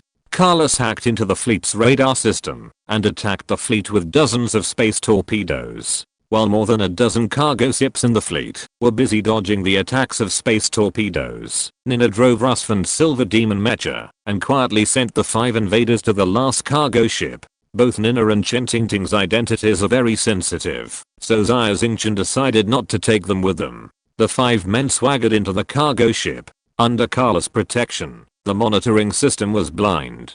A day later, the spacecraft arrived at the Ulyss space station. At this time, the space station was tight outside and loose inside, because the Northern Empire could not imagine that Xia Xingchen and his men would enter their lair so brazenly. At this time, Xia Xingchen had released Carlos's clone. The 5 guys then swaggered to the dock of the spaceport under the cover of Carlos. Chapter 686 D. The dock of URX was bustling with people and vehicles, but most of them were military vehicles, which was even busier than the front line. What's going on? Everyone was puzzled. It's normal, it's all our fault, Carlos said, and he had been released from Xia Xingchen's portable mecha space. Now this starfield is full of warships, at least 2 squadrons, plus other departments, garrison troops of various planets. I estimate that there are 3 squadrons of troops besieging us. Wow, it seems we are doing well. Keeler was very excited. So, let them be busy for a few days, and we will have a good rest for a while. Xia Xingchen had already made up his mind. Xingchen, I scanned the optical computer of the space station. Now there are a large number of civilian spacecraft detained here. Most of the people in the space station are soldiers. The prices of the space station are very high now, and the supplies we need are not easy to get. I suggest we go to the ground, Carlos reminded. Okay, let's go to the ground. Carlos, have you decided where to go? There is a city called Piacano, which is a beautiful port city. It is very convenient to buy various supplies there, and it is a famous tourist city. It should be a very good choice to relax there, Carlos suggested. Okay, the target is Piacano. Everyone came to the place, where they took the space shuttle and asked. There was no landing flight directly to Piacano, because Piacano was on the other side of the planet. Now Xia Xingchen had 2 choices. Either take a landing flight to the land first, and then take a flight for dozens of hours to Piacano, or charter a space shuttle to Piacano. Of course, the price of chartering a small private space shuttle was as high as 10 million star coins, which was enough to buy a military mecha. But this money was not a problem for Xia Xingchen. Although he spent money like water in the past few months, he robbed a lot of supplies and payment cards along the way. There are now more than 300 anonymous payment cards and a large number of star coins in Xia Xingchen's portable mecha space. There are companies specializing in renting private space shuttles in the spaceport of the space station. Most of these companies are under the Northern Empire military, and most of the people who run these companies are the families of soldiers. The Northern Empire's army needs these companies to provide blood transfusions. The rental company that Xia Xingchen and his friends came to happen to have a space shuttle that can carry 10 passengers. After Xia Xingchen paid the money, the company sent 2 pilots and 2 flight attendants. Xia Xingchen and others sat in the VIP lounge waiting for boarding and waiting for the space shuttle to refuel and conduct the final inspection before taking off. At this time, the door of the VIP lounge was kicked open, and a group of people walked in from outside. The front was a frivolous young man, hugging 2 coquettish women beside him, and 8 bodyguard-like figures followed closely behind him. Is the shuttle ready? This young master wants to leave immediately. Seeing that the visitor was not friendly, the manager who was accompanying Xia Xingchen and others, and introducing them to the customs and practices of Urisk hurriedly went to meet him. Sir, unfortunately, this space shuttle has been booked. How about this? I will arrange a large shuttle for you and charge you the price of a small shuttle for 10 people. What do you think? The manager was very good at dealing with people and quickly proposed a solution. Do you know who our young master is? How dare you talk to us like this? On your risk, no one dares to go against our Jelfa family. This is the first heir of the Jelfa family, young Master Jelfa. To be honest, the Jelfa family still has some power on Urisk. The sister of this young Master Jelfa is the most beloved mistress of Admiral Sasha. As the saying goes, when one person succeeds, the whole family will rise to heaven. The Jelfa family used nepotism to get involved in many profitable industries on Urisk. Master Jelfa, everything should be based on first come first served. This gentleman has already paid and waited for a long time. It is unreasonable for them to give you the shuttle. The manager pushed back neither servilely nor arrogantly. The military is behind this company. In the Northern Empire, soldiers and the military have a very high status. Although the Jelfa family has some power and connections, it cannot ride on the military's head and shit. You know, even this little manager in front of him has military status. And one thing is, that this manager has a very sharp eye. He can see at a glance that Xia Xingchen is not an ordinary guy. Those who can afford a private space shuttle are either rich or noble. And such a rich man, who wanders around the Northern Empire safely, how can he not have means to protect himself? At this time, the woman in the arms of Master Jelfa spoke. Master, if that group of people don't want to rent it, then won't they have to give this shuttle to us? Master Jelfa's eyes lit up when he heard this, and he grabbed the woman's chest. They say that big breasts mean no brains, but I didn't expect that you have big breasts and are very smart. Not bad. This master will reward you heavily. The leader of the bodyguards was a well-mannered guy. At this point, how could he not know what Master Jelfa was thinking? So he waved his hand and walked towards Xia Xingchen and others fiercely. Master Jelfa's bodyguards were all military men, and they looked very imposing. He came close to Xia Xingchen and others, and exuded a fierceness from his body. These bodyguards have seen blood, and when they choose bodyguards, they mainly choose those who look fierce and burly. Such people should be avoided at first sight. If it were an ordinary person, he would be scared to death when seeing such a situation. But the few people in front of him were unaware of it. The young man and the Terami man in the front were as calm as the sea of stars. The bodyguard leader's momentum surged over, but did not cause any waves. When he turned his head and saw the eyes of the man dressed as a warrior, the hair on his body stood up. He felt like he was being stared at by a dangerous beast or a poisonous snake. The young man in a black cloak next to the warrior was also not simple. His behavior looked very elegant, and there was an evil smile on his fair face. It was just that the look in his eyes, when he looked at this group of people, was a little weird, like a beast staring at its food.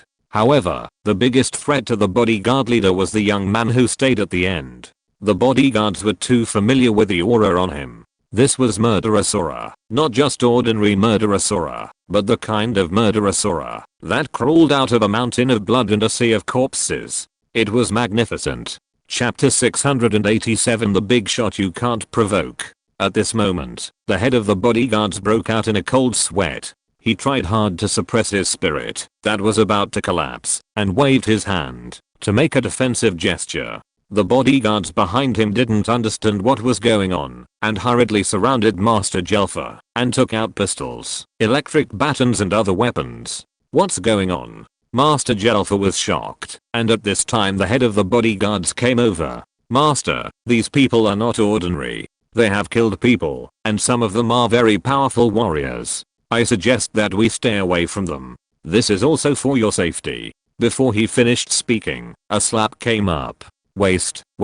Our Jelfer family spent a lot of money to hire you. Now that something happened, you hide. Where are your balls? If you don't fight, return the money. The head of the bodyguards gritted his teeth. Although it was humiliating to be slapped, he even wanted to kill the ignorant dandy in front of him with his own hands, but he couldn't do it. The Jelfer family hired them at a high price, and their families were secretly arranged by the Jelfer family to enjoy a good life somewhere. They all knew that this looked like a good life, but it was actually a disguised form of house arrest. Once they had second thoughts, their families would surely die. The head of the bodyguards made a gesture here. Subdue him. What he meant was to subdue them, but before he could finish his words, he felt a gust of black wine blowing in his face. A second later, the bodyguards felt a black screen in front of their eyes, and their wrists were suddenly hit hard. The next moment, the weapons in each of their hands disappeared. Oh, ah. Screams continued. When everyone looked up, they found that the young man in a black cloak opposite them had come to the front, and what he was holding in his arms was the weapon in their hands. This was the vampire Rusvan. With a smile on his lips, he pulled out a pistol from his arms with his right hand and squeezed it hard, and the pistol with an alloy shell was crushed like a biscuit. As soon as he let go, the broken pistol parts fell to the ground with a bang. Then he changed to another one and crushed it again. After the gun, there was an alloy electric baton, which was crushed and bent by one hand. Finally, there were a few daggers. They were crushed into scrap metal, and the sharp alloy daggers couldn't even cut the skin on his hands. Master Jelfer and several bodyguards opened their mouths, so wide that they could almost stuff an orange in. How could they know that they were in front of a vampire viscount, and a vampire who could use eagle claw? The only thing they could confirm now was that they had hit a wall this time. How to deal with these guys who don't know how to live or die? Xia Xingchen frowned. He didn't want to cause trouble, but he was not afraid of trouble, so he ordered, just beat them up and throw them out. Let them remember this lesson. Xia Xingchen finished speaking, but no one took action. It turned out that these guys lost interest when they saw that they couldn't kill people. Xia Xingchen smiled bitterly. Of course, he knew what these guys were thinking. So he looked at Hugo, and Hugo nodded. Among the group, only the Terami people could control the severity of their attacks, and the rest were guys who wanted to kill people. Hugo rushed forward, and he was very measured in his attack. He didn't spend much effort on the guys who had lost their fighting spirit. Although each of his attacks was not fatal, they hit people in very painful places, such as the stomach, joints and other parts. Several people were sweating profusely in pain and curled up on the ground. At this time, Carlos walked forward, picked up one person with one hand, and threw them outside the VIP room. At this time, the manager was extremely shocked. He was very glad that his choice just now was extremely correct, otherwise he would have been thrown out with those blind guys. A few dozen minutes later, the space shuttle was ready, and Xia Xingchen and others boarded the shuttle and left the space station. At this time, Master Jelfer, with a sullen face and dark circles under his eyes, came to the VIP room under the protection of several limping bodyguards. They watched Xia Xingchen and others board the plane before they dared to come out. The manager smiled again. Master Jelfer, you saw what happened just now. We can't afford to offend that person. But our large shuttle is being prepared and will be able to set off in half an hour. You see. Let me ask you, who are those people just now? The manager hesitated. He really didn't want to offend Xia Xingchen, who was really a killer who couldn't be offended. But he couldn't afford to offend the Jelfer family either. Anyway, Xia Xingchen and the others basically wouldn't have any intersection with him. If he insisted on keeping it secret, then Master Jelfer in front of him might do something irrational. Thinking of this, he made a decision. The group of people just now were smugglers from the Galactic Empire. They crossed most of the empire. It takes a very strong strength to survive such a long journey. The manager kindly reminded Master Jelfer that he didn't want him to take revenge. If revenge failed, it would be bad if those people just now took their anger out on him. Oh, and I found out during my chat with them that these people have strong connections and they have excellent relationships with the person in charge of the core of Galaxy and Admiral Vitus of the Second Fleet. So, you'd better act with caution. Bullshit. How far is the core of Galaxy from here? Can they control the Baku Star region? Besides, what's the use of knowing Vitus? This is the territory of the Third Fleet, and my brother-in-law Admiral Sasha has the final say. This guy shamelessly said that Admiral Sasha is his brother-in-law, but in fact his sister is just a mistress of Admiral Sasha. Then where are they going? Young Master Jelfer asked viciously. Their destination is Piacano. Haha, there is a road to heaven, but you don't take it, and there is no door to hell, but you come to it. Piacano is the base camp of our Jelfer family. I promise that these bastards will never think of leaving Piacano alive. Hurry up and notify the family. Keep an eye on these people. At this time, young Master Jelfer was already hysterical. If you're listening to this novel on a channel other than Fanfic World, it means they downloaded and uploaded it without effort. We cordially invite you to visit our channel, Mundo Fanfic Novelos. There you'll find the original version of this story and you can explore many other novels of various genres. We're waiting for you to immerse yourself in a world of incredible novels. Chapter 688 Seeking Death. When Xia Xingchen and the others came to Piacano, Carlos found that they were being followed, but soon, the identity of the stalker was confirmed. Admiral Sasha's cheap brother-in-law? How about we do something big? Keela saw it, and felt a little eager. You know, as a killer, you also need to vent. He hasn't killed anyone for a long time. Xia Xingchen nodded. This person can be used. Our conflict with him can cover up our identities. We can destroy at will. We are just some smugglers who are forced to go desperate. After several people decided to do a big fight, with the help of Carlos, they quickly disappeared from the stalker's sight. Master Jelfer was furious. However, Xia Xingchen and the others' most important task now is to replenish supplies. Keela personally took action and rented a warehouse near the dock for a short period of time. Then he rented a large truck.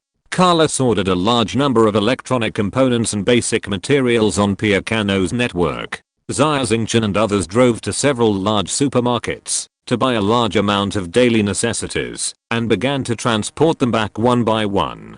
As soon as the car returned to the warehouse, Xia Xingchen arranged for Carlos to hide the supplies in the portable mecha space and artificial intelligence space. Soon, the things ordered online were also delivered in a steady stream. The amount of supplies they bought this time was very large. After all, they were preparing to return to the Galactic Empire. The road home was destined to be difficult and long, so they had to be fully prepared. In order to load more supplies, Xia Xingchen only brought one mecha in his portable mecha space, and the rest of the space was used to load things. After 3 days, they spent tens of billions of star coins and finally prepared almost everything they wanted to buy. However, they also attracted the attention of certain forces. After all, in the context of economic downturn and people's livelihood, it is difficult not to attract attention for such a large amount of money to enter Piacano. On the night of the third day, the port warehouse area was silent. Suddenly, many fully armed people approached the warehouse, where Xia Xingchen and his friends were from outside the warehouse and the seaside.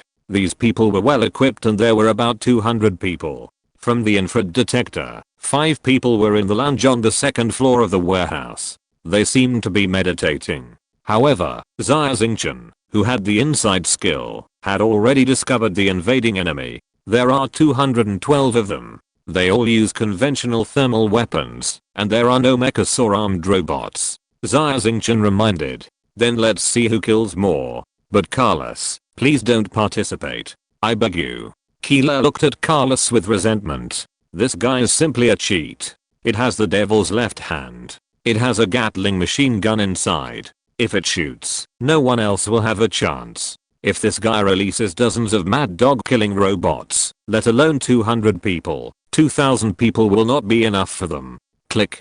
The door of the warehouse was opened, but to the surprise of the invaders, the warehouse in front of them was not filled with goods as the intelligence said, but was empty. Then, the lights in the warehouse suddenly lit up.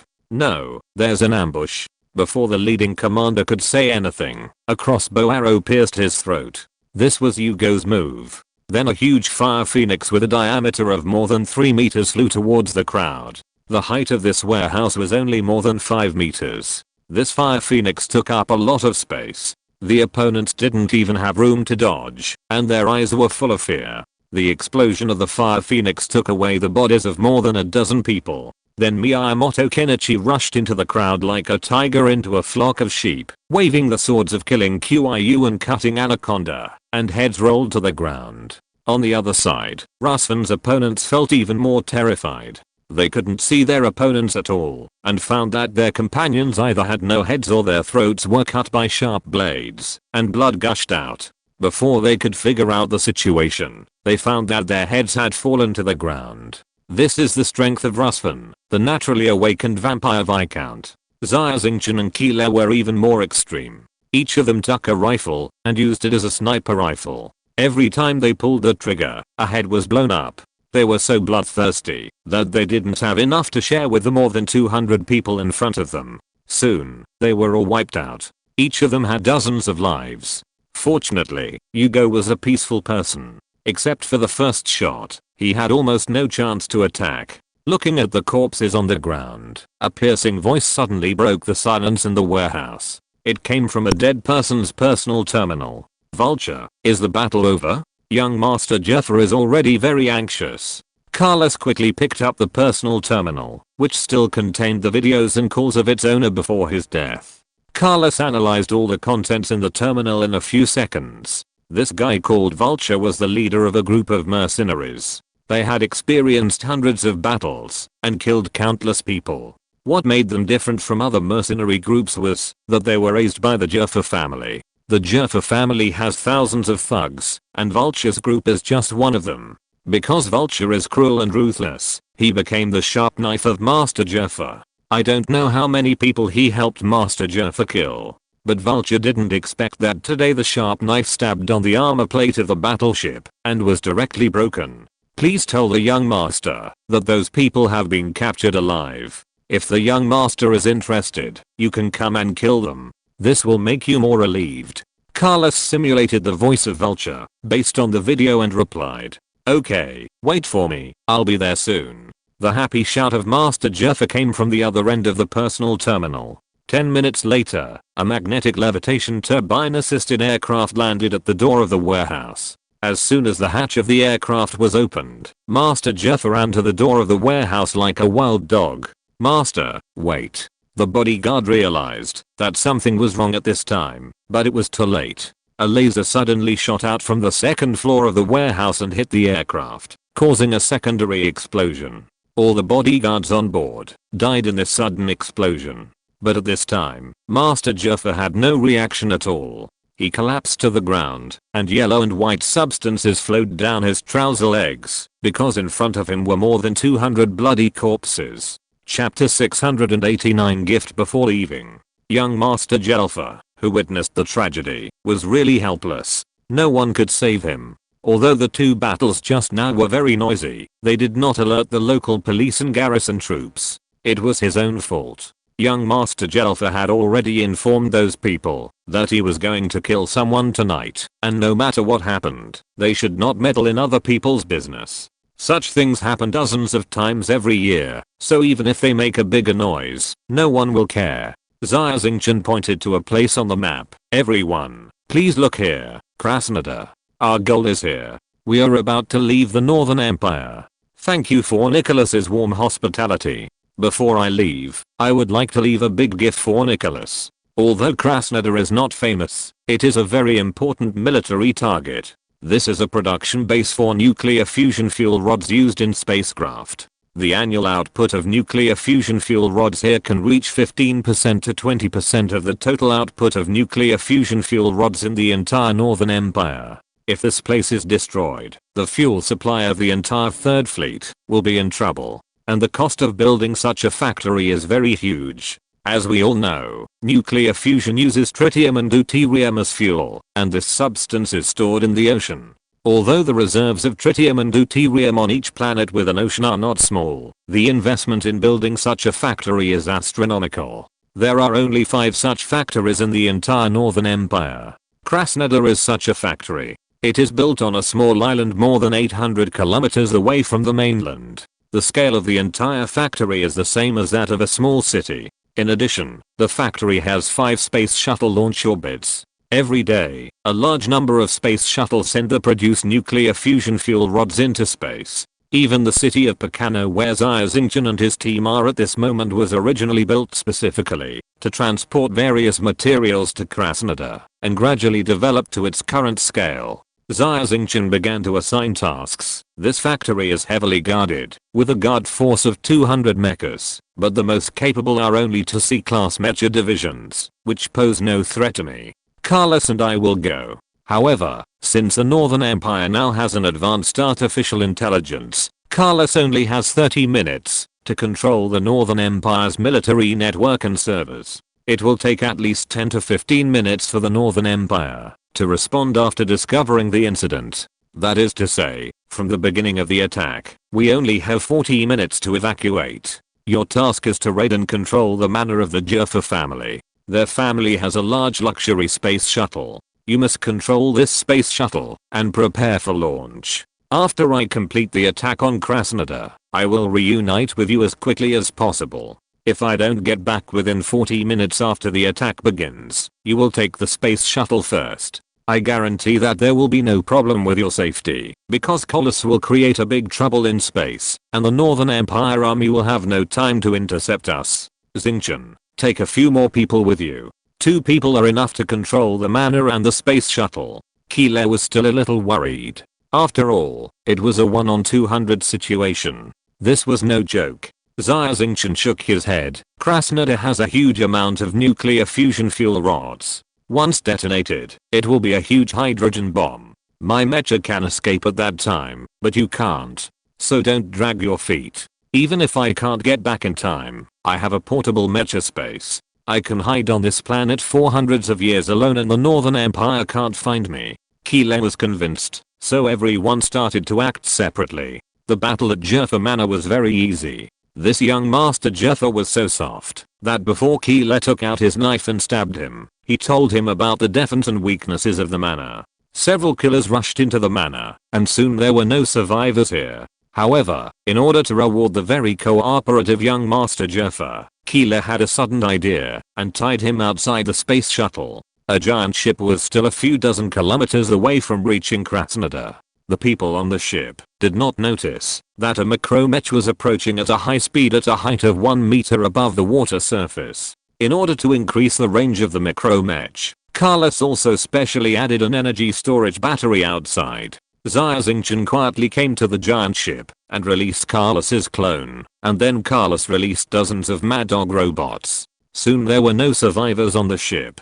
Half an hour later, the ship slowly docked, and the staff on the shore came forward to connect and prepare for unloading. However, what greeted them were 10 flying wolf mechas and hundreds of Mad Dog robots. In the battle to rescue Xia Xingchen, the Mad Dog robots played a very important role, so Colossus used this period of time to create more than 500 Mad Dog robots and released them all this time. In addition to the Mad Dog robots, there are more than 200 humanoid robots. The role of these humanoid robots is to follow the Mad Dogs and install explosives everywhere. Krasnodar was confused by this sudden attack. Carlos controlled 10 flying wolf mechas and destroyed all anti-aircraft artillery and radars at the first time. Xia Xingchen was controlling the mechas hovering in the sky. Whenever a Northern Empire mecha came out of the mecha silo, Xia Xingchen would call out their names one by one with the flowing fire mecha rifle. 25 minutes later, Carlos sent a message that the Mad Dog robots had controlled the command center, energy center, nuclear fuel rod warehouse, and other important areas, and had installed bombs. I'll give you 10 minutes to retrieve all the humanoid robots. The Mad Dogs will stay in place and wait. We are ready to evacuate. Xia Xingchen gave the order and Carlos executed it immediately. More than 10 minutes later, the gunfire in the Krasnodar base gradually stopped, and the sound of the mechas whistling in the air disappeared. The survivors in the base crawled out of their hiding places, but what was waiting for them was the bullets on the Mad Dog robots. What frightened them even more was that they found that there were many strange devices everywhere in the base, which were explosives. Xia Xingchen left himself 15 minutes to evacuate. During these 15 minutes, the Revenge Knight mecha was flying at full speed. Xia Xingchen even used mental overclocking several times. There was nothing he could do about it, because there were thousands of nuclear fusion fuel rods in the Krasnodar base. These were thousands of hydrogen bombs. Once the base was detonated, thousands of hydrogen bombs would explode at the same time, causing destructive power and chain reactions that even Colossus could not estimate, so the farther he ran, the better. This was the best choice.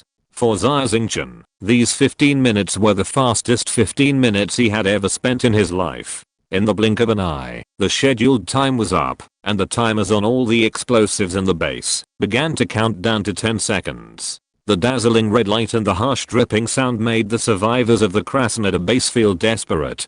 Chapter 690, Heaven and Earth Catastrophe. The countdown was finally over. Explosions rang out in Krasnodar.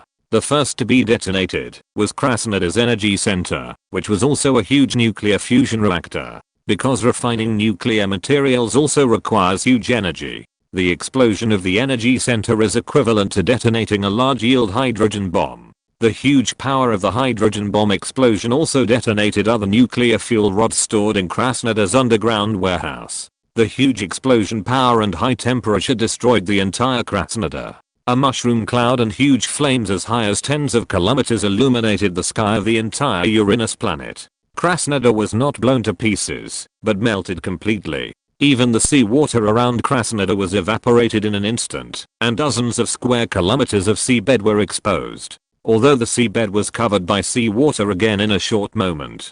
But the scene at that moment is unforgettable. Xia Xingchen had flown 500 or 600 kilometers during this period of time, but a few seconds after the explosion, the huge shock wave and airwave caught up with his mecha.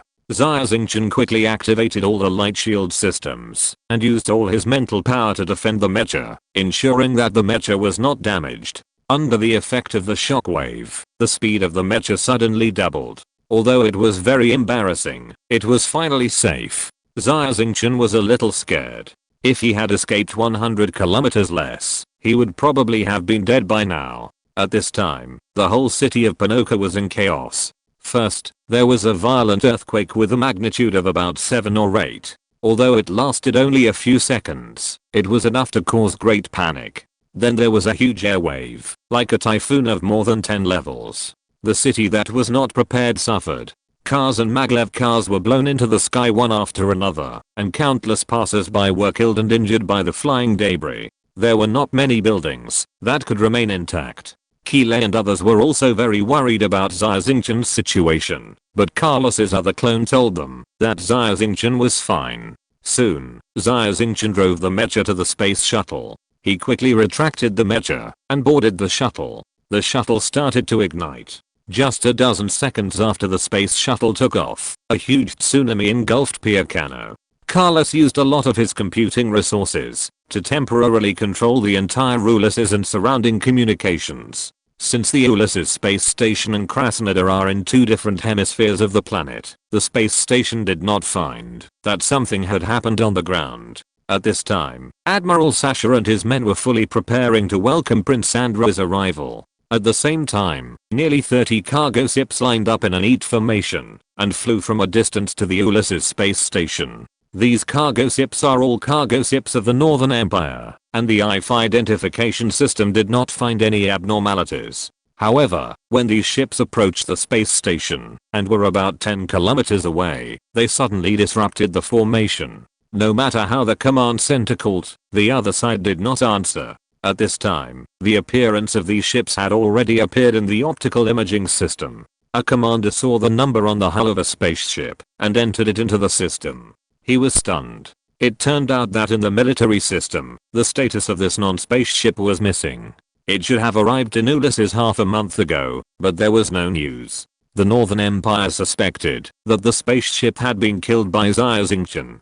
But now, they came here quietly. Even a fool would know that something was wrong. Enemy attack. The shrill alarm sounded, and the Ulysses space station fell into chaos. But it was too late now. The cargo doors of these spaceships opened, releasing thousands of space torpedoes and thousands of anti-ship missiles converted into torpedoes. These missiles whizzed towards the command center of the space station and the Northern Empire warships parked in the spaceport. And at this moment, they were horrified to find that the air defense weapon system was locked. This was a fatal move. The people in the command center watched dozens of torpedoes fly towards them. After releasing all the missiles and torpedoes, the engines of those ships started to ignite, and then they crashed into the Urisk space station at full speed. These cargo ships were not ordinary cargo ships, they were loaded with a large amount of explosives. Suddenly, the Urisk space station fell into a catastrophe, just like the end of the world.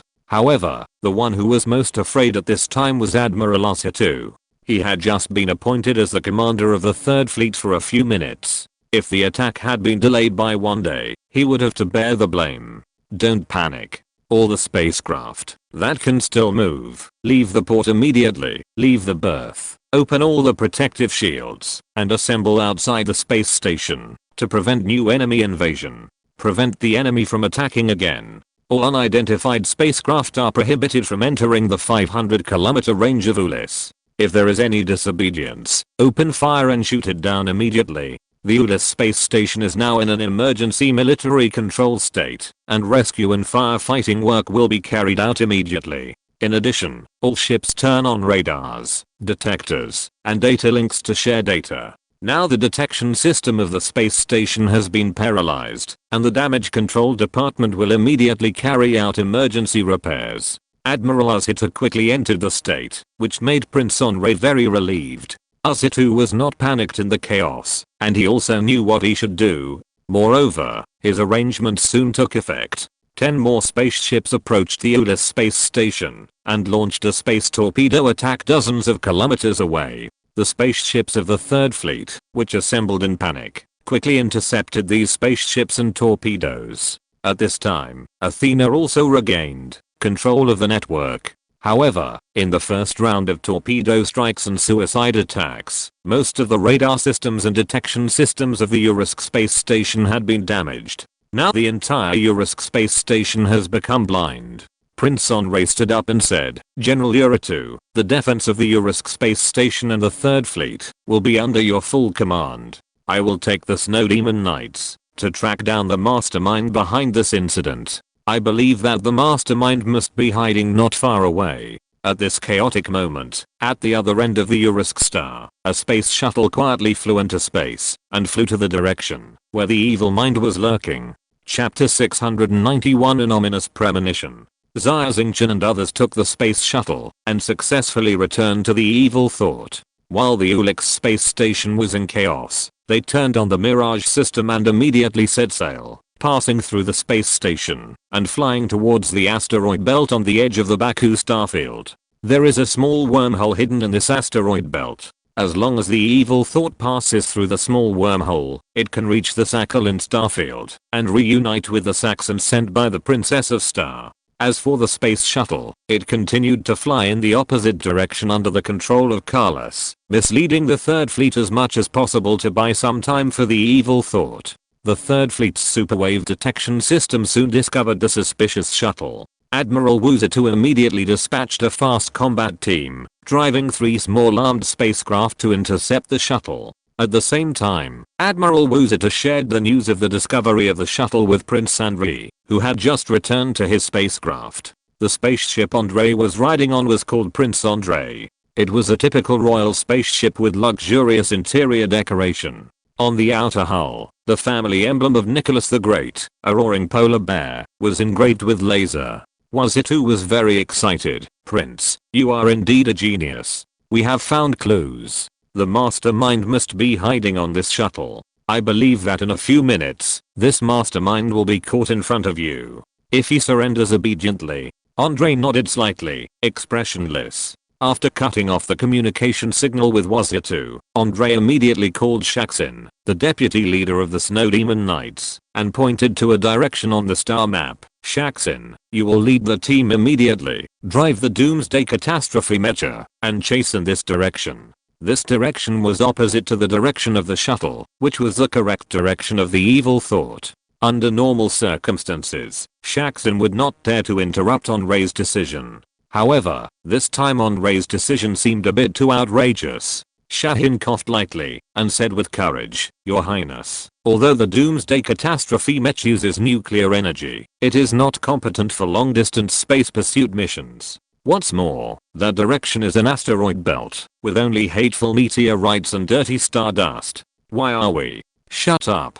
Andre rubbed his temple and said impatiently, "Xia Xingchen, as a soldier, you only need to obey orders, not ask why." "Yes, Your Highness." Xia Xingchen was shocked and sweated. He turned around and walked out of the room and personally led the two captains of the Snow Demon Knights, Blood Ivan and Evil Wolf Zilly, who were B-level mecha masters, to drive 3 Doomsday Catastrophe mechas and chased in the direction Andre said, that seemingly empty black starry sky. Andre was inside the spacecraft, looking at the backs of the 3 Doomsday Catastrophe mechas from the optical imaging system, frowning tightly and pressing his temples with both hands to relieve his increasingly severe headache. The reason why Andre's mental power level was able to break through the 30th level in a short period of time was because he took a large amount of mental power enhancing drugs. If it were an ordinary mecha master, taking such a large amount of mental power enhancing drugs would have caused his brain cells to collapse and turned him into a madman.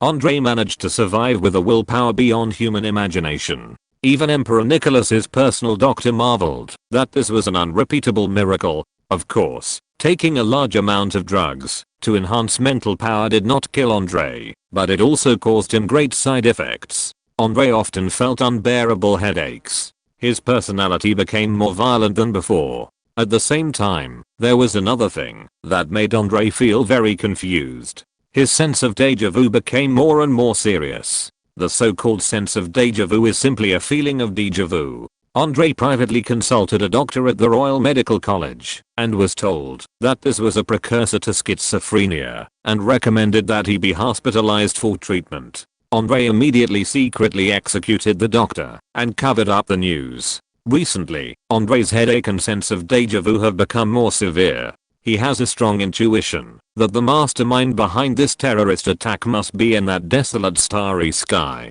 "Xingchen, there are 3 mechas flying towards us from behind." On the evil mind, Carlos immediately issued a warning. "Mechas?" Xia Xingchen was slightly startled. "Why are there mechas chasing us?" Carlos immediately called up the image, 3 white mechas that had never been seen before, with blue tail flames behind them, flying towards the direction of the evil mind. At the flying speed of the 3 mechas, they can catch up with the evil mind within 10 minutes. Strange, has our whereabouts been discovered by the enemy? Keela looked confused. Impossible. The Mirage system carried by the evil mind has excellent concealment performance and can block any optical signals. Carlos shook his head. For the first time in his life, he couldn't figure out what the enemy was doing. The enemy's reaction this time was not within his calculation. You know, with the energy system on the mecha, it is impossible to carry out space pursuit for a long time. The flying speed of the mecha in the universe is faster than that of ordinary spaceships. However, the range of the mecha is too short, unless the opponent is very sure of the location of the evil thought. Otherwise, using the mecha to pursue is just a waste of fuel. The enemy's reaction is extremely abnormal, beyond Carlos's calculation. "Carlos, turn off the engine. Turn off all systems except the Mirage system, life support system and optical imaging system." Xia Xingchen had an ominous premonition in his heart, and he made a prompt decision and gave the order. Carlos faithfully executed the order, and the engine of the evil thought was turned off, maintaining stealth mode and floating quietly in the starry sky. The evil thought is almost integrated with the dark starry sky. Unless it is very close, it is impossible for anyone to find that there is a spaceship here. However, the 3 white mechas still flew towards this starry sky relentlessly. "Boss, what kind of mecha is this? It looks like a flying wolf or a space knight." Keela could even see the silhouettes of 3 mechas from the porthole. "I don't know." Xia Xingchen frowned slightly, but his eyes showed great interest. As a mecha pilot and senior mecha repairman, he was very interested in any new mechas he had never seen before. The three mechas in front of him were thick and solid, even a little clumsy, with a distinct northern style. However, there was no trace of this kind of mecha in the mecha sequence of Northern Heavy Industries. The only explanation was that these three mechas were new mechas developed by Northern Heavy Industries. The war between the North and the Galactic Empire was about to break out, and the emergence of new mechas at this critical juncture had to make Xia Xingchen very concerned. Chapter 692, Enemy. The evil thought was floating in space, less than 5 minutes away from the asteroid belt. However, the evil thought could not move at the moment, because the three doomsday catastrophe mechas of the Snow Demon Knights were searching for something in the starry sky not far from the evil thought. Boss, what should we do now? Keela leaned on the porthole, muttering, logically speaking, the energy of these mechas should be almost exhausted. Anyway, they can't find our shadow. Why are they so persistent? Xia Xingchen explained, these three mechas are equipped with nuclear-powered engines. And, if I'm not mistaken, they should belong to the elite Snow Devil Knights under Nicholas. Snow Devil Knights. Everyone's face was shocked. It's the legendary Nicholas's personal soldiers, and a minimum qualification to join the Snow Devil Knights is a C-level mecha division. That's right. According to the news we got in the north, Prince Andre has become the new leader of the Snow Devil Knights. This time, Andre came in person. Xia Xingchen's eyes flashed with a hint of coldness, and he slid his fingers to enlarge the starry sky behind the doomsday catastrophe mecha on the image. In the depths of the starry sky, a small light spot that was difficult to detect with the naked eye was flying rapidly towards the direction of the evil mind. Because the evil thought had turned off its radar and other detection systems, and only turned on its optical imaging system, except for Xia Xingchen and Carlos, everyone else could only see clearly that it was a spaceship after Xia Xingchen pointed it out. The spaceship has the family emblem of Emperor Nicholas, the infamous polar bear. So if it wasn't Emperor Nicholas the Great himself, it must be his adopted son Prince Andre. Only they can use the family emblem of Emperor Nicholas the Great. Anyone else using this emblem is guilty of exterminating the entire clan. Xia Xingchen made his own judgment. Through the information collected by Collis from hacking into the intelligence network of the Northern Empire, Xia Xingchen already knew that it was Andre who led the troops to raid the Watchstar base. When enemies meet, their eyes turn red. Xia Xingchen couldn't keep himself calm. The voices and smiles of his comrades who died in the Watchstar base kept appearing in front of him. His brain was buzzing and full of noise. Xingchen, you have to calm down. After studying for a while, Carlos didn't fully understand human emotions, but he could tell that Xia Xingchen was angry. This kind of anger will make people do irrational things. After Colos's reminder, Xia Xingchen took a deep breath, and the crystal pyramid suspended in his brain gave off bursts of coolness, cooling down Xia Xingchen's overheated brain and carefully analyzing the current situation. Carlos, if we continue to hide until Andre's spaceship arrives, what is the chance that we will be discovered? What is the chance that we will escape? Xia Xingchen asked. After just a few seconds of calculation, Carlos said, I don't know how Andre discovered our whereabouts. However, if we wait for the spaceship to approach, the chance that we will be discovered is more than 80%, and the chance that we will escape is less than 1%. I understand. Xia Xingchen nodded, closed his eyes and thought for a while, then turned to everyone and said, we can't just sit there and wait for death. Prepare for battle immediately. Boss, I've been waiting for you to say this. Keela laughed loudly. He was a militant. When he heard the word battle, his eyes began to light up. Miyamoto Kenichi also nodded, and his right hand unconsciously rested on the two long swords at his waist. The vampire Russ then stuck out his scarlet tongue and licked his lips gently. Although he looked gentle and elegant, like a cold and arrogant young nobleman, his heart was full of desire for blood. Rusfan, Miyamoto Kenichi, Keela, the three of you will deal with the three mechas outside. Just now, in order to escape the nuclear explosion, I continuously overclocked my mental power and need to rest for a while before I can continue fighting. Xia Xingchen frowned. The opponent is very strong. You must be careful. If possible, fight quickly and decisively. Keela smiled and said, Boss, don't worry. After the recent training, we are also very strong now. Carlos, Prepare the Silver Wing Demon, the Enhanced Phantom Mecha, and the Enhanced Animusha Mecha. How are they? Can they attack? Xia Xingchen has always been the first to lead, but this time, he has to stay in the rear. Xingchen, the 3 mechas are ready, and can attack at any time. Carlos replied. Open the hatch and attack. Xia Xingchen said coldly. Shahin led his 2 subordinates, Blood Ivan and Wolf Zilly, and drove 3 Doomsday Catastrophe mechas to search aimlessly in this starfield. Shahin was scolded by Henry, and naturally had some resentment in his heart, but he dared not speak out, and could only remain silent. Ivan and Zilly, who were unaware of Andrew's anger, complained through the private channels inside the 3 mechas. Deputy Captain, what is wrong with His Royal Highness the Prince? There is nothing in this starfield. Why did he insist on sending us to search? Although it is a nuclear-powered mecha, fuel also costs money. Ivan whispered. That's right, all our detection instruments are turned on, and there is not even a hair nearby. Prince Andrei has been crazy recently. I think the famous Snow Demon Knights will be destroyed in his hands. Zilly was also dissatisfied. Andrei's promotion speed is as fast as riding a rocket. But Andrei himself was only a B-class mecha master, and his subordinates had no outstanding military achievements. In addition, Andrei's violent personality made the people below complain. Even in the Snow Demon Knights, there were many people who were dissatisfied with Andrei. However, under the majesty of Emperor Nicholas, no one dared to speak out. Ivan, Zilly, you two shut up.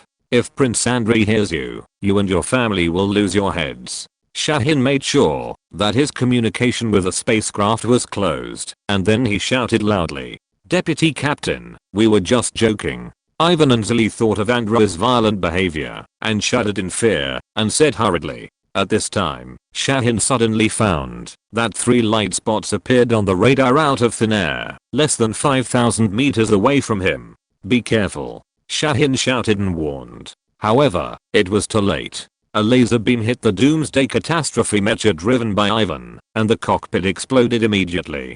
At the same time, another melee mecha holding 2 laser swords, with its thrusters emitting brilliant blue light, rushed towards Zilly. Sure. A fiery red phoenix flashed across the dark universe, and Zilly's Doomsday mecha was cut in half at the waist. Chapter 693, 1 vs 3. In an instant, the 2 captains of the Snow Demon Knights were destroyed along with the Doomsday Catastrophe mechas they were driving. The strength of these 2 captains is not weak, both of them are experienced B-class mech masters. However, although the Doomsday Catastrophe mechas they drove have good performance, they are, after all, standard mechas mass-produced by military factories. There is a clear gap in performance between the 3 mechas, the Doomsday Catastrophe and Xia Xingchen specially customized, and strengthened and improved. Of course, the biggest reason for their defeat was carelessness. On the battlefield, crises can happen at any time. Any negligence will cost lives. Keyleth saw that Miyamoto Kenichi and Rusvan succeeded one after another, and he couldn't help but feel a little arrogant in his heart. The Snow Demon Knights are famous, but I didn't expect them to be just a bunch of straw bags. Taking this opportunity, I want to show off in front of the boss. Keyleth drove the enhanced Phantom Mech, which could have sneaked behind the opponent and killed him with one blow. However, Keyleth underestimated the enemy and did not hide his body. He started the thruster with all his strength and rushed towards the remaining Doomsday Mech, looking for death. As the first batch of Doomsday Mech drivers, Xia Xingchen had a thorough understanding of the Doomsday Mech's functions. The Doomsday Mech's close-range firepower was not strong. However, the 2 heavy laser cannons on the shoulders were not vegetarian. The opponent was driving a Phantom Mech, which was strong in close combat, but had no long-range firepower. If the Phantom Mech got close to him, Xia Xingchen might feel a little troublesome. However, the opponent was so arrogant that he did not hide his body. He was simply looking for death. Xia Xingchen immediately aimed the laser cannon at the Phantom Mech, locked it, and fired immediately. Boom. 2 thick purple lasers flew towards Keyleth. Because the distance was too close, Keyleth was careless and underestimated the enemy. It was too late to dodge. He only had time to raise his shield to resist. However, the shield equipped on the Phantom Mech could not withstand the power of the laser cannon and was directly destroyed. In an instant, most of the body of the Phantom Mech was blown off, and it completely lost its combat capability. When Xia Xingchen saw this scene, his heart seemed to be tightly grasped by a big hand, and he shouted in front of the communicator, "Kile, Kile." After a while, Kile's weak voice came out from the communicator. "Damn it, I didn't expect him to be so strong. Fortunately, I was lucky and didn't hit the cockpit. Otherwise, I would be dead." Xia Xingchen breathed a sigh of relief. In fact, Xia Xingchen knew in his heart that it was not because of Kile's good luck. It was because Kile's mental strength had risen to a high level after recent training, and his reaction speed was faster than before. At the moment the laser hit, he made an evasive move, so he was not hit in the cockpit. On the evil mind, Xia Xingchen immediately ordered, "Miyamoto, do your best to entangle the enemy's mecha. Rusfan, go rescue Kile and bring back his cockpit. Make sure he is safe." "Yes, yes." Miyamoto, Kenichi and Rusfan responded and immediately executed the order. The Inuyasha mecha was relatively close to doomsday catastrophe.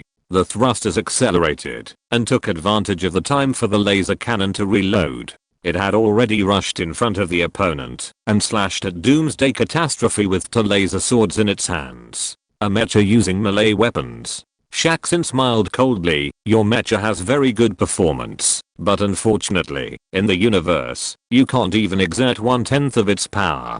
Xia Xingchen gently stepped on the power pedal. Doomsday catastrophe moved a little, and the Inuyasha's laser sword missed. At the same time, Doomsday Catastrophe's laser cannon had been loaded and immediately aimed and fired. Mind's eye open. Kenichi Miyamoto felt the extreme danger, and the hairs on his body stood up. He roared and subconsciously used the martial arts Mind's Eye. Suddenly, Kenichi Miyamoto's mental power increased to the peak state. He felt that time became slow, and the laser swords in his hand swung by feeling. The two laser swords accurately hit the two purple lasers, deflected them, and bounced them out. The top swordsman of the Earth era can cut bullets with a knife.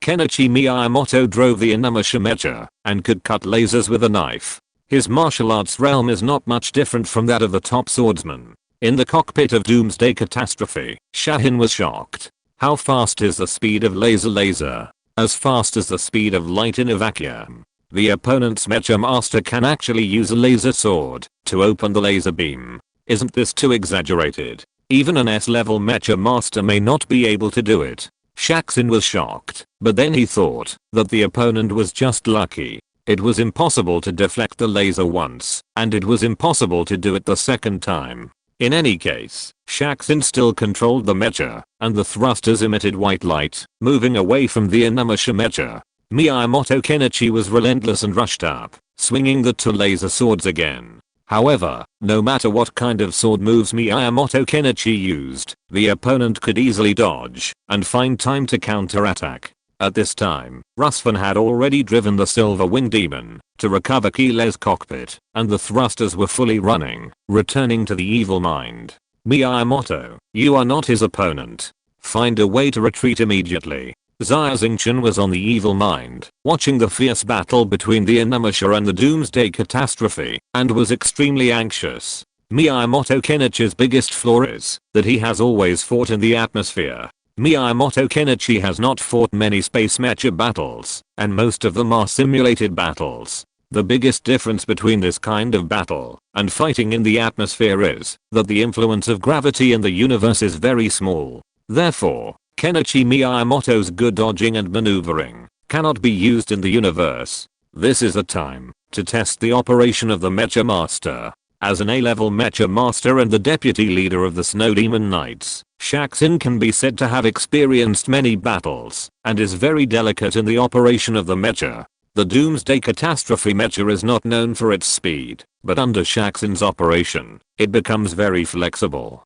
Coupled with the powerful firepower and thick armor of the Doomsday Catastrophe mecha, it becomes very difficult. To be honest, under Xia Xingchen's driving, even an ordinary mecha without a combat system can kill Kenichi Miyamoto in the universe. This is the power of the A-level Mecha Master. Xia Xingchen has seen that, if the fight continues like this, Kenichi Miyamoto will definitely lose. However, Xia Xingchen can only watch from the side, but he can do nothing. At this moment, Shahin found a flaw in Kenichi Miyamoto and suddenly opened fire with the laser rifle in his hand, and a laser hit the chest of the Inuyasha mecha. At the same time, the two laser cannons on the shoulders of the Doomsday Catastrophe mecha turned around at this moment, firing two lasers, hitting Rust and Silver Wing Demon mecha from a very long distance. Boom. The Silver Wing Demon mecha was hit on the back, and the thruster exploded violently, and it immediately lost power. Nina, your Thor's wings are faster. Go and meet Rusfen and Keelan immediately. Xia Xingchen punched the table heavily. Chapter 694, killed with one blow. Yes, sir. Nina immediately drove the wings of Thor to attack. Seeing the Oni warrior mecha being hit by the laser, Xia Xingchen was anxious. Yugo immediately stood up and said, Master, please allow me to drive the Terami warrior mecha to fight and support Miyamoto Kenichi. Xia Xingchen shook his head and flatly rejected Yugo's request to fight. No, the opponent is an air-level mecha master. Although you have all grown recently, the gap with the air-level mecha master is still large. Yugo was anxious. What about Miyamoto? Xia Xingchen frowned and said, on the evil mind, I'm the only one who can barely compete with the air-level mecha master. Carlos, prepare the Revenge Knight mecha. I want to fight. Carlos said anxiously, no, your mental power has been overclocked continuously and is now in an overdraft state. You are no match for the opponent's air-level mecha master. What should I do? Should I watch Miyamoto die in the Sea of Stars? Xia Xingchen's eyes were red. In his opinion, as a commander, it was all the commander's responsibility to put his men in danger. Of course, everyone present knew that this matter had nothing to do with Xia Xingchen.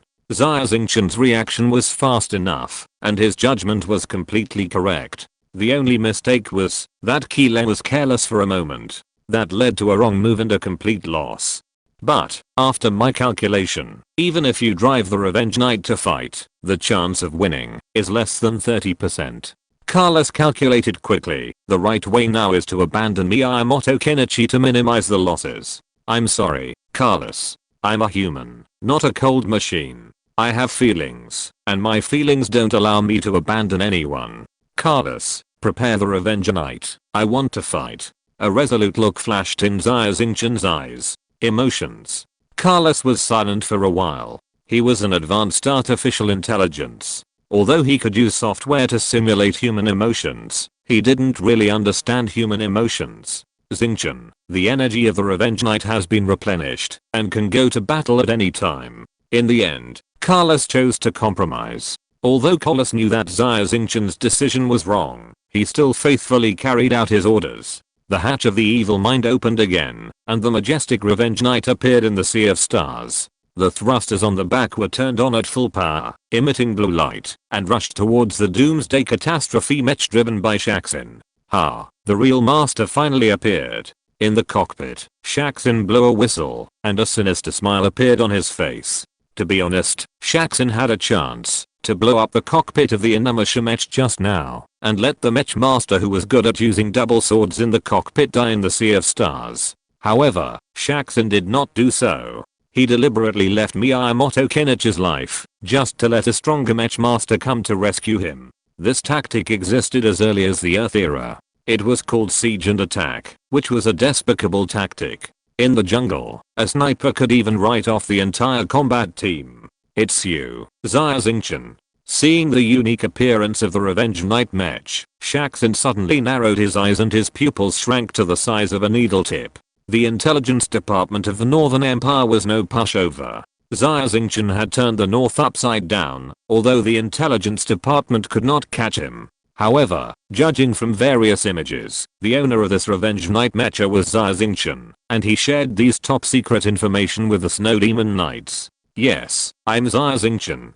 Who are you? Xia Xingchen no longer had to hide his identity. Xia Xingchen? Great. My luck is so good. I'm Shaxin, the deputy leader of the Snow Demon Knights. Shaxin was ecstatic. He knew very well the importance of Xia Xingchen. Catching him was even equivalent to catching a kin royal family member of the Galactic Empire. Prince Andre, the leader of the Snow Demon Knights, regarded Xia Xingchen as his nemesis. If Shaxin could capture Xia Xingchen, then the next leader of the Snow Demon Knights would definitely be his. Xia shouted, Xia Xingchen, surrender immediately, maybe I can spare your life. While he was talking, the laser cannon on the shoulder of the Doomsday Catastrophe Mech was already aimed at the Revenger Knight. According to the information sent by Yuri, Xia Xingchen's mental power level will never exceed level 30. In other words, he is at most a C-class Mecha Master. As an A-class Mecha Master, Xia Xingchen once had a record of blowing up hundreds of C-class mechas in a battle. Therefore, Xia Xingchen was determined to kill Xia Xingchen. In his opinion, Xia Xingchen's behavior of fighting alone was tantamount to suicide. No matter how Xia Xingchen struggled, he could not escape his laser lock. The gap between the two sides was too big, so big that the performance of the mecha could not make up for it. Moreover, behind Xia Xingchen, Prince Andre was riding a spaceship and rushing with the entire Snow Demon Knights. Xia Xingchen is a smart man. Xia Xingchen knew very well that the best way for him to gain military merit was not to kill Xia Xingchen, but to delay time and wait for Prince Andre to arrive and let him get rid of Xia Xingchen personally, which would definitely reward him greatly. Xia Xingchen didn't even need to defeat Xia Xingchen. He only needed to delay time a little to make Xia Xingchen and his followers have no way to escape. Therefore, Xia Xingchen did not aim at the cockpit of the Revenge Knight Mecha, but aimed the laser cannon on his shoulder at the thrusters on the legs, firing 2 purple lasers. Xia Xingchen wanted to weaken the mobility of the Revenge Knight as much as possible to prevent any accidents from letting Xia Xingchen escape. However, Xia Xingchen did not expect that Xia Xingchen would come to fight to the death this time. Xia Xingchen knew very well that Prince Andre and the entire Snow Demon Knights would arrive soon, and by then he and everyone on the Evil Thought would have no chance of escape. Therefore, facing the laser beam coming towards him, Xia Xingchen did not take evasive action, but immediately activated the Dragoon system. 6 floating guns flew out, and with the double laser heavy guns on the shoulders and back, all the firepower poured wildly in the direction of the Doomsday Catastrophe Mech. What? Xia Xingchen shouted, his face full of disbelief. He would never have thought that the Revenge Knight Mech was equipped with such powerful firepower. In an instant, Xia Xingchen released his mental power with all his strength, raised his shield and mental shield to resist the attack of the Revenge Knight. However, everything Xia Xingchen did was in vain. The firepower of the Revenge Knight was really powerful, and Xia Xingchen observed the battle between Xia Xingchen and Qi on the Evil Thought, and keenly captured a fatal weakness of the Doomsday Catastrophe Mech. As a standard mech, the Doomsday Catastrophe Mech has very powerful parameters, and is extremely cost effective. However, its powerful firepower all depends on the 2 laser cannons on its shoulders. It takes time to reload these 2 laser cannons. If it is a large-scale battle, the 1 second reload time can be almost negligible under the cover of the comrades' mechas. However, in a one-on-one battle, this 1 second reload time is fatal.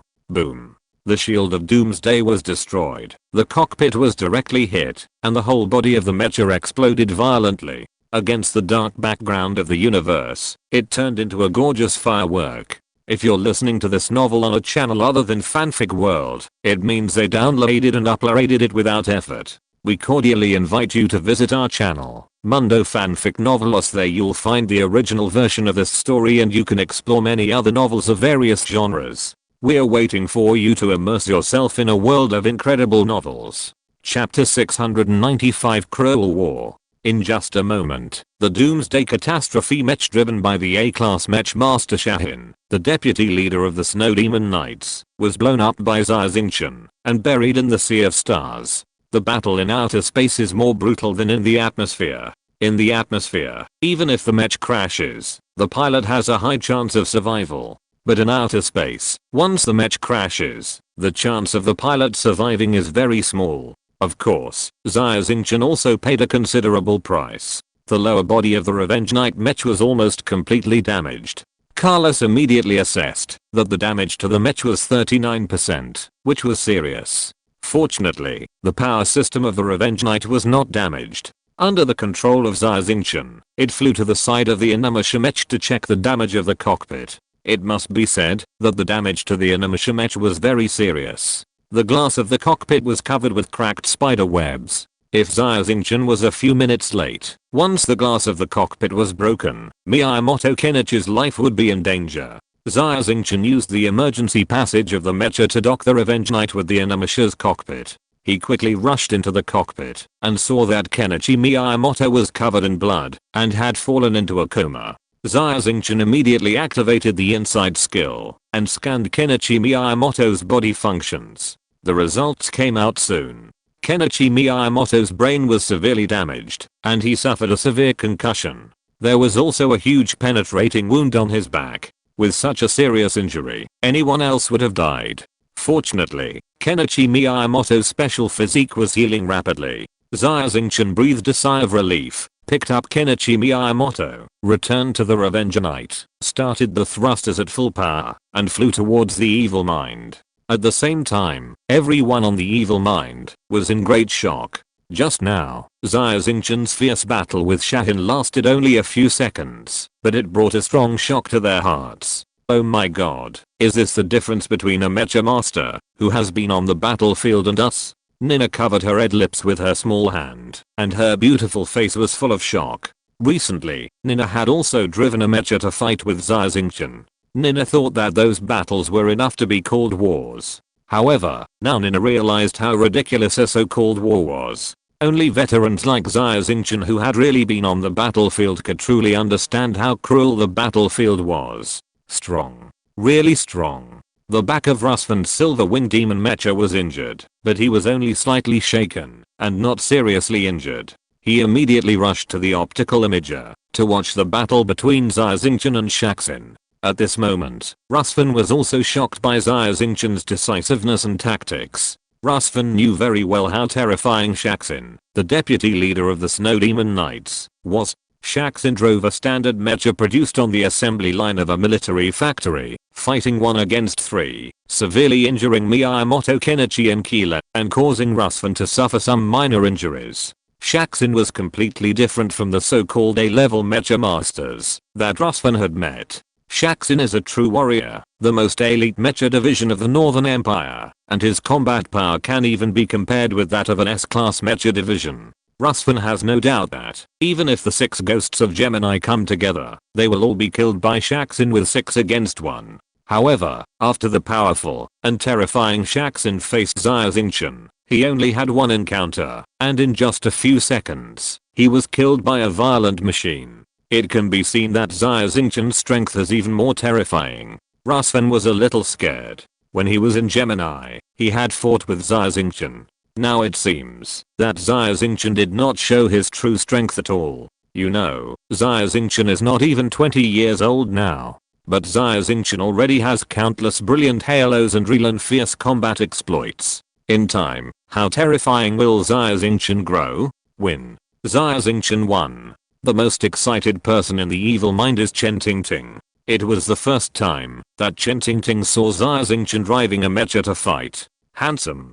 So handsome. Chen Tingting's eyes sparkled. She didn't regret giving her most precious thing to Xia Xingchen. Only a strong man like Xia Xingchen was qualified to be her man. Carlos, didn't you say that Xingchen only had a 30% chance of winning? Why did he win so easily? Did you miscalculate? Nina turned around and said to Carlos with a smile. There is nothing wrong with my calculation. Because Xingchen just seized that 30% chance of winning. Carlos' voice was cold and without any human touch. At this moment, the atmosphere on the Prince Henri spacecraft was the same as that on the Evil Thought. The air was almost frozen, and the faces of the members of the Snow Demon Knights were full of shock. Deputy Captain, died in battle? After a long while, someone muttered, breaking the silence. They all saw the battle between Xia Xingchen and Shahin clearly from the optical imaging device. To be honest, no one thought Shahin would lose. No one would have thought that Shaxin would be defeated so quickly and so miserably. After just one encounter, Shaxin's mecha was blown up by Xia Xingchen. This result was beyond anyone's imagination. In addition to shock, the faces of the people in the Snow Demon Knights were full of grief. After all, it was their deputy leader who died, and Shaxin had always been a good person. On the spaceship, only one person did not feel grief, but was ecstatic. It was Andre. He laughed loudly, and the muscles on his face kept twitching, looking extremely crazy. Andre stood up, clapped his hands hard, and said loudly, Xia Xingchen, I really didn't misjudge you. You are indeed qualified to be the nemesis of me, the great Andre. Everyone in the Snow Demon Knights dared to be angry, but not to speak out about Andre's performance. Snow Demon Knights, the whole group will follow me to attack. Andre stood up, waved his hand, and pointed to the starry sky not far away. Xia Xingchen, this starry sky is your grave. Prince Andre is a specially made medium-sized spaceship. Its speed is not high, but there are as many as 30 mecha positions in the cabin. In addition to the remaining 7 Doomsday Catastrophe Mechas, 10 Vengeance Wolf Mechas, and 9 Flying Wolf Mechas on the mecha apron, there is a glittering golden mecha parked in the center. It is the son of the blazing sun made entirely of God's pure gold. The hatch of Prince Andre opened, and the remaining 27 mechas flew out, led by Andre who was driving the son of the blazing Sunday. Snow Demon Knights, listen up. Xia Xingchen is my prey. Your mission is to help me plunder the formation, and prevent Xia Xingchen from escaping. Anyone who dares to disobey orders will be killed without mercy. Andre's words were full of murderous intent. Chapter 696, Escape Without a Fight. Xia Xingchen rescued the seriously injured and unconscious Miyamoto Kenichi back to his cockpit and immediately drove the Revenge Knight with its lower body destroyed, dragging its broken body, and flew towards the evil thought. During the flight, Xia Xingchen found that not far from the Revenge Knight, there were 2 pieces of wreckage of the Doomsday Catastrophe Mech floating. This Doomsday Catastrophe Mech was cut in half by Miyamoto Kenichi's laser sword. Except for the damage to the cockpit that caused the death of the driver, the nuclear engine part was not damaged and was relatively intact. Xia Xingchen was very interested in the Doomsday Catastrophe Mech newly produced by Northern Heavy Industries. Xia Xingchen's mind moved, and he immediately released his mental power, wrapped the wreckage of the mech, and put it into his own mental power space. Xia Xingchen's mental power was almost dry due to continuous overclocking. In addition to operating the mech, using the mental power space was the limit of what he could do. In the previous battle, although Xia Xingchen seemed to win easily, he still had some fear in his heart. If Shahin had not been soft-hearted and aimed the laser at the cockpit instead of the legs, the Revenge Knight might have been destroyed, and Xia Xingchen would have been blown into cosmic dust. Xia Xingchen was gambling, but he won. The evil mind was close at hand, and at this time Carlos's voice suddenly rang out from the communication device. Xingchen, look behind you. Xia Xingchen was slightly startled, and hurriedly lowered his head to look at the instrument. He saw that there were 27 light spots flashing continuously on the edge of the radar. At the same time, the optical imaging system had captured the image of that starfield. 27 mechas were rushing towards the evil mind with great momentum. The leading mecha, under the brilliance of the stars, reflected the golden light, majestic like a god. Xia Xingchen, we meet again. The son of the sun connected to the signal of the Revenge Knight, and Andre's ferocious and fierce face appeared on the screen in front of Xia Xingchen. It's you, Andre. You used to be handsome, but now you look like a monster. Xia Xingchen's heart trembled, but he remained calm and sneered. Xia Xingchen, you caused the scar on my face. Have you forgotten? Andre stroked the scar on his face and grinned. This scar represents my past shame. Only by killing you can my past shame disappear. Come on, Xia Xingchen. Fight with me like a man. I will use your blood to wash away my shame. Are you stupid? Who wants to fight with you? Since you like humiliation, continue to humiliate. Xia Xingchen smiled slightly, not taking Andre's provocation at all, and immediately disconnected the signal link. TSK. The screen in front of Andre immediately became pitch black, reflecting his own ferocious face. Bang! Andre was furious. He smashed the screen with one punch and roared to the sky. Xia Xingchen, you coward. You actually deserted the battlefield? At this time, a purple laser beam suddenly flashed in front of Andre's eyes and shot in the direction of the Revenge Knight. However, because the distance was too far, the laser did not hit. Who opened fire? Andre asked with a gloomy face. Your Highness, the enemy wanted to escape, so I opened fire to warn them. A SEAL-level mecha master named Mechas from the Snow Demon Knights responded. The next moment, a sharp blue blade pierced the mecha master's cockpit. The son of the fiery sun held the long handle of the Modeo and directly executed the mecha master. Mechas' eyes widened, and his face was full of disbelief. He didn't understand what he had done wrong until his death. Boom. The cockpit exploded, and the flames engulfed Mecha, who was confused. Your Highness. The other members of the Snow Demon Knights were stunned. They couldn't figure out why Andre suddenly went crazy and killed his own people. Andre smiled coldly. I just said that Xia Xingchen is my prey. The rest of you must not make a move, otherwise you will be killed without mercy. This idiot forgot my words, so there is only one way to go, that is death. What, are any of you dissatisfied? Of course not, Your Highness. The members of the Snow Demon Knights felt a bone-chilling coldness sweeping over their bodies in an instant. Xia Xingchen, you coward, you actually fled without a fight? Humph, can you escape?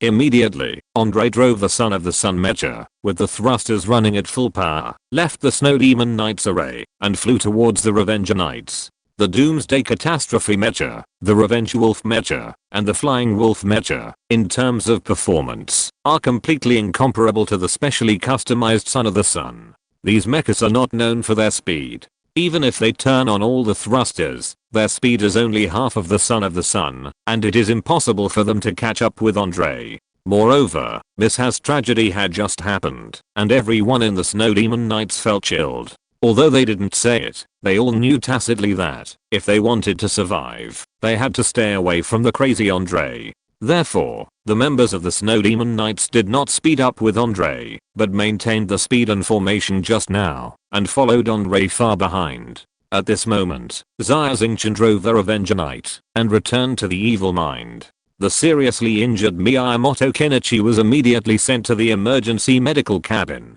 Carlos, how is the situation? Xia Xingchen knew that Andre would never give up. There is a golden mecha flying towards us at a very fast speed. With his speed, the evil mind cannot escape.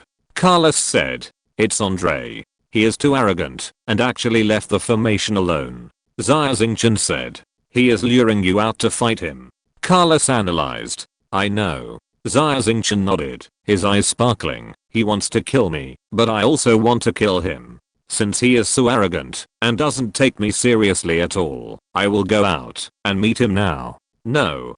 Carlos stopped Xia Xingchen again. The parameters of the opponent's mecha are unknown, and the body is intact. Your mental power has been seriously overdrawn, and the degree of damage to the Revenge Knight is also very serious. You can't fight again. Chen Tingting hugged Xia Xingchen from behind. Xingchen, don't act on impulse. I don't agree with you fighting Andre.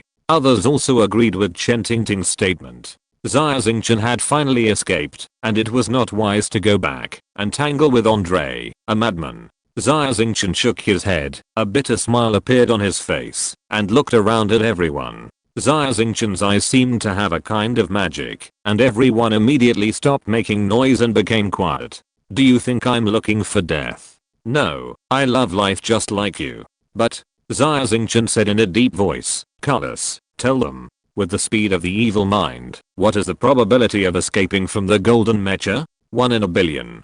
Carlos quickly calculated an astonishing number. That's right. Under the current circumstances, there is no way we can escape. Xia Xingchen frowned and said. Chapter 697, Unswerving Determination. After hearing the chance of escape calculated by Carlos, everyone's face was shocked. Killer was lucky. His mecha was blown up, but he was only slightly injured. He walked out of the medical cabin with a look of astonishment on his face. Boss, what should we do? Should we fight to the death or surrender? Carlos, calculate what methods we have to escape now. Xia Xingchen asked. There is only one way, sacrifice the pawn to save the king. Carlos paused. One person drives the mecha as bait, to lure away the golden mecha driven by Andre. The others take the evil thought, and take the opportunity, to enter the wormhole in the asteroid belt and escape to the Sakhalin starfield. After hearing Carlos's method, everyone was silent. One companion must be left behind. This method is very cruel to everyone present. However, everyone knows that this is the only way. I'll be the bait. Keela was the first to speak, breaking the dull atmosphere. It was my carelessness that caused the serious consequences now. If I had attacked Shahin at the first time and killed him, instead of letting him waste so much time and dragging the enemy's reinforcement to come, we would have arrived at the wormhole and prepared to jump. Chen Tingting rushed to say, no, I'll go. Everyone is in danger now to save me. Moreover, if I go as bait, as long as I surrender, they won't dare to kill me. Nina also said immediately, I think it's better for me to go. My identity is also very special, and they don't dare to kill me. At worst, I will be the wife of Nicholas the Great, and I can take the opportunity to get close to him and find a chance to assassinate him. Others also spoke up, vying to be the bait themselves. Quiet. Xia Xingchen spoke again, making the whole audience quiet. Boss, just let me go. Keela had already changed into a mecha combat suit. No. Xia Xingchen refused flatly. His eyes swept across everyone's faces. None of you can go. I must be the bait. What? Xingchen, you can't go. Boss, how can you be the bait? Everyone disagreed when they heard Xia Xingchen's words. I'm going to be the bait, not because I'm not afraid of death. It's because only when I'm the bait can I lure Andre away. Xia Xingchen showed a determined look on his face. Andre's target is me. As long as I'm on the evil mind, he will definitely chase me. When the time comes, no one will be able to escape. Everyone was silent. They all knew that what Xia Xingchen said was true. However, no one was willing to put Xia Xingchen in danger. No need to discuss it anymore. I'm the captain. I have the final say. Carlos, how is the repair status of the Vengeance Knight? Xia Xingchen turned his head to Carlos. As soon as the Vengeance Knight returned to the evil mind, Carlos sent out a maintenance robot to repair it. The time is too short. The lower body of the Revenge Knight is seriously damaged. I just repaired the outer shell, but I haven't had time to repair the thrusters and the mental force transmission device in the lower body. Carlos replied, no need to repair it. Immediately fill the outer shell with fillers to maintain the balance of the entire body, and then refill the fuel rods and prepare for battle. As one of the designers of the Revenge Knight, Xia Xingchen is very familiar with its skills. The damage to the lower body is indeed very serious if it is fighting in the atmosphere. This means that the Revenge Knight has lost more than 90% of its mobility. In battle, it will become a lamb to be slaughtered. However, in space, the lower body is dispensable. Some mecha designers even believe that the role of mecha in space battles is not as good as that of interstellar fighters. There are also mecha designers who design transformable mechas, which can transform into the form of fighters in the universe to meet the needs of different environments. After calculations, Carlos knew that the choice made by Xia Xingchen was indeed the best choice from the data point of view, which can reduce the loss to the minimum. Although Carlos did not agree with Xia Xingchen's choice, he still chose to obey. Xingchen, you must come back alive. Chen Tingting walked to Xia Xingchen's side and kissed him gently on the cheek. Nina was not to be outdone. This peerless beauty immediately walked to the other side of Xia Xingchen and hugged and kissed him deeply. TSK, boss, you are so lucky. I envy you. Keela smacked his lips and joked, easing the slightly tragic atmosphere. Xia Xingchen came to the mecha platform. Carlos was operating the robot to fill the legs of the Revenge Knight with fillers. Carlos, these fillers are not suitable. Xia Xingchen took a look and found that Carlos was filling some metal powder. Why? These metal powders are about the same density as the materials of the Revenge Knight.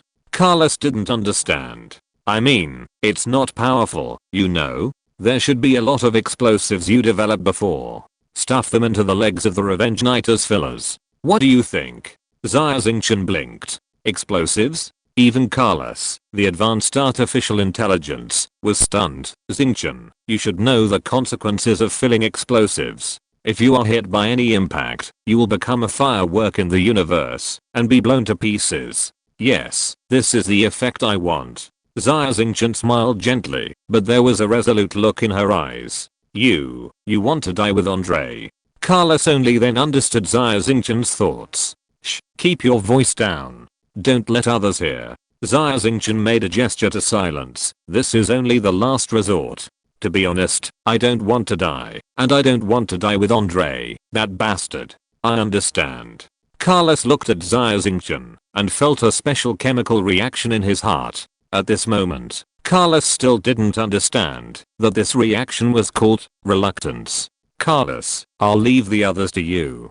You must be responsible for their safety, especially Chen Tingting and Nina. They are girls and need more care. Xia Xingchen entered the cockpit of the Revenge Knight and suddenly thought of something. He opened the hatch and said to Carlos. Carlos remained silent and did not respond.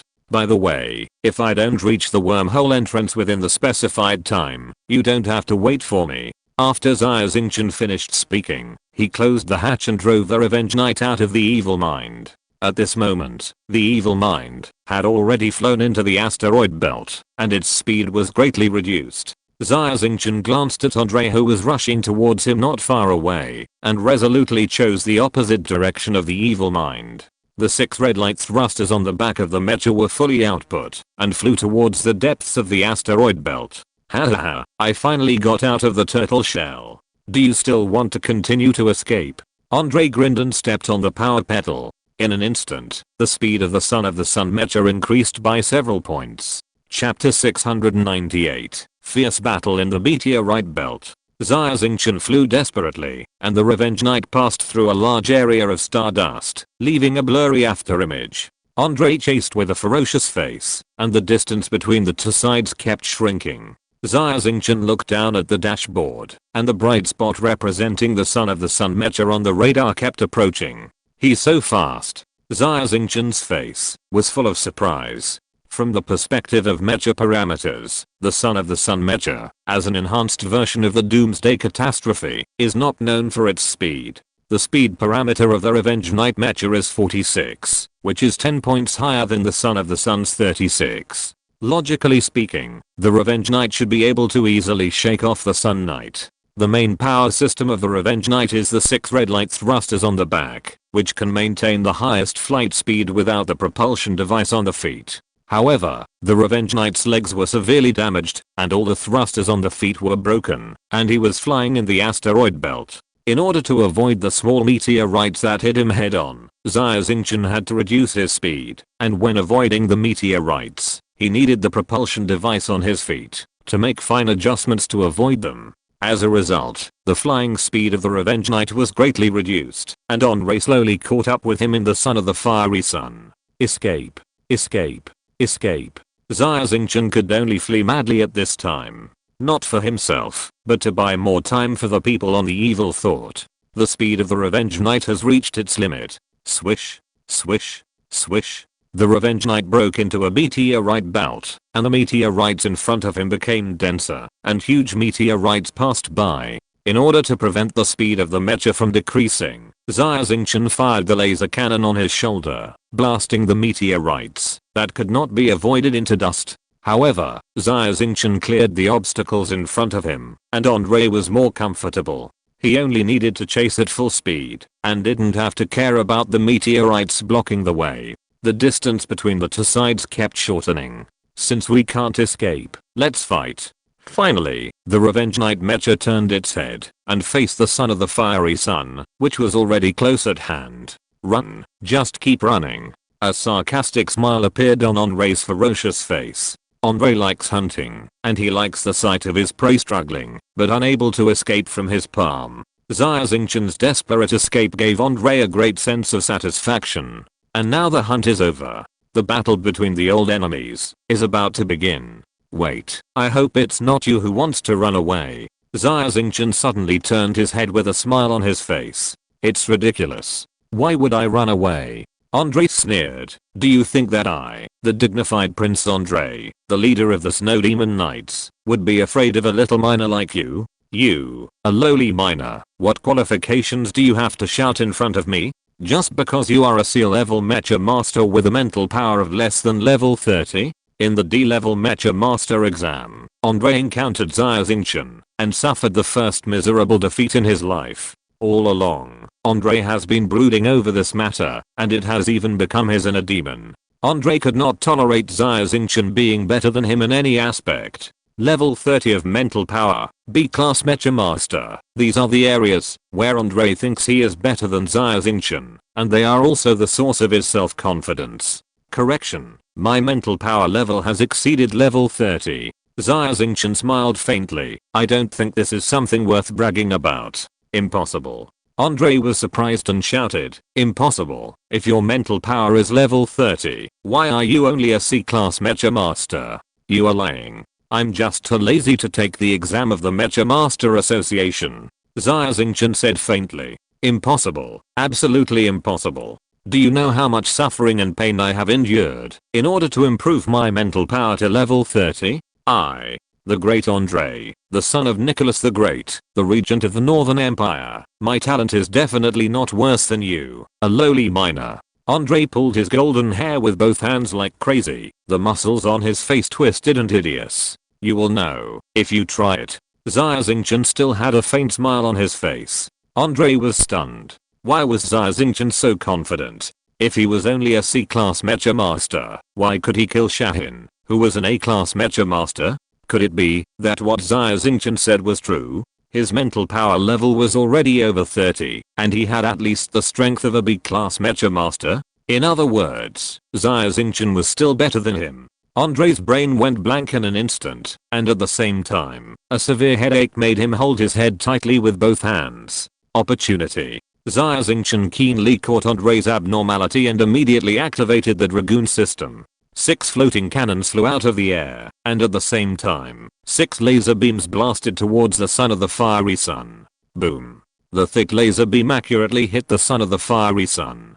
Win. Xia Xingchen was delighted. At such a close distance, being directly hit by the laser, even the Revenge Knight mecha would explode. But for some reason, Xia Xingchen suddenly felt an extremely dangerous feeling in his heart. He was shocked, and his brain had not yet reacted, but his body had already instinctively manipulated the mecha to make evasive movements, and turned on all the mental shields and energy shields. The next moment, the 6 laser beams that hit the son of the fiery sun were like hitting a mirror, and they all bounced back. Fortunately, Xia Xingchen was alert and made evasive movements in time, and the laser beams that bounced back did not hit the Revenge Knight. However, the 6 floating guns were not so lucky, and 5 of them were directly destroyed. Why? Xia Xingchen was stunned, with an expression of disbelief on his face. Xia Xingchen is a senior mecha maintenance technician.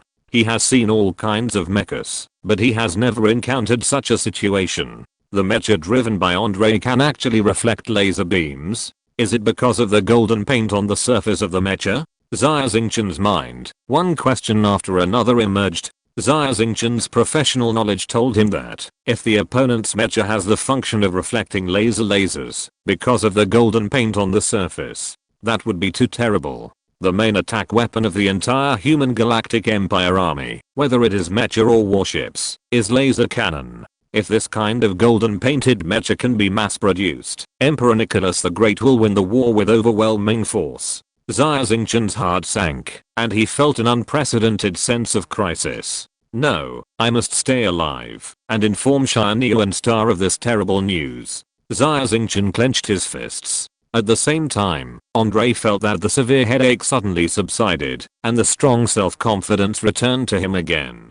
He laughed wildly. Xia Xingchen, you are bluffing. Even if your mental power really breaks through level 30, your shabby mecha can never beat my son of the fiery sun. I will kill you to prove my strength. Chapter 699 Super Technology. Boom. The 2 huge gun barrels on the shoulders of the son of the sun mech fired at the same time, shooting 2 thick purple plasma beams at the Revenge Knight piloted by Xia Xingchen.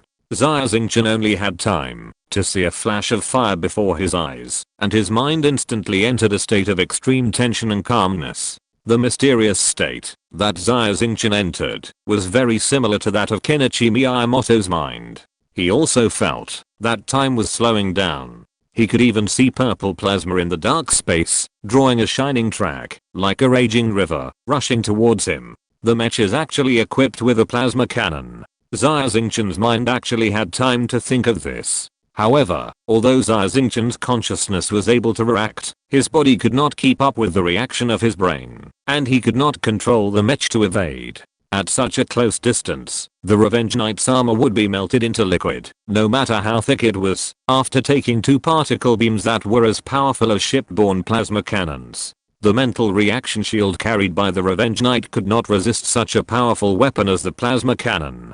The corners of Andre's mouth were raised, and a contemptuous smile had already emerged. In his eyes, Xia Xingchen was already a roasted corpse. Ah! At this critical moment, Xia Xingchen suddenly roared, and the crystal pyramid suspended in his brain emitted countless dazzling rays of light. Xia Xingchen's mental power, which had been exhausted, also climbed to its peak state. The source of faith of the Manxing people felt that the host's life was seriously threatened at this moment, and immediately responded, returning all the mental power that had been slowly devouring Xia Xingchen. Move. Xia Xingchen's eyes were shining, and it seemed that countless stars were extinguished in them, and he raised his right hand, grabbed and grasped the starry sky not far away, and dragged it down with force. There was a huge meteorite in that direction, 20 meters high and 30 meters wide, floating quietly in the asteroid belt. Suddenly, the meteorite suddenly accelerated downwards and blocked the gushing purple particle beam.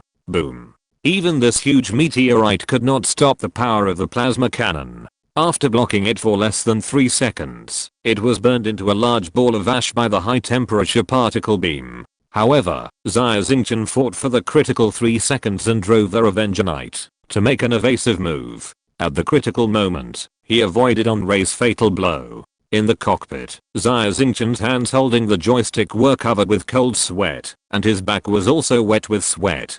The whole person was like being fished out of the water. This is not just a manifestation of mental overdraft. Just a moment ago, Xia Xingchen felt that life was being pulled out of his body.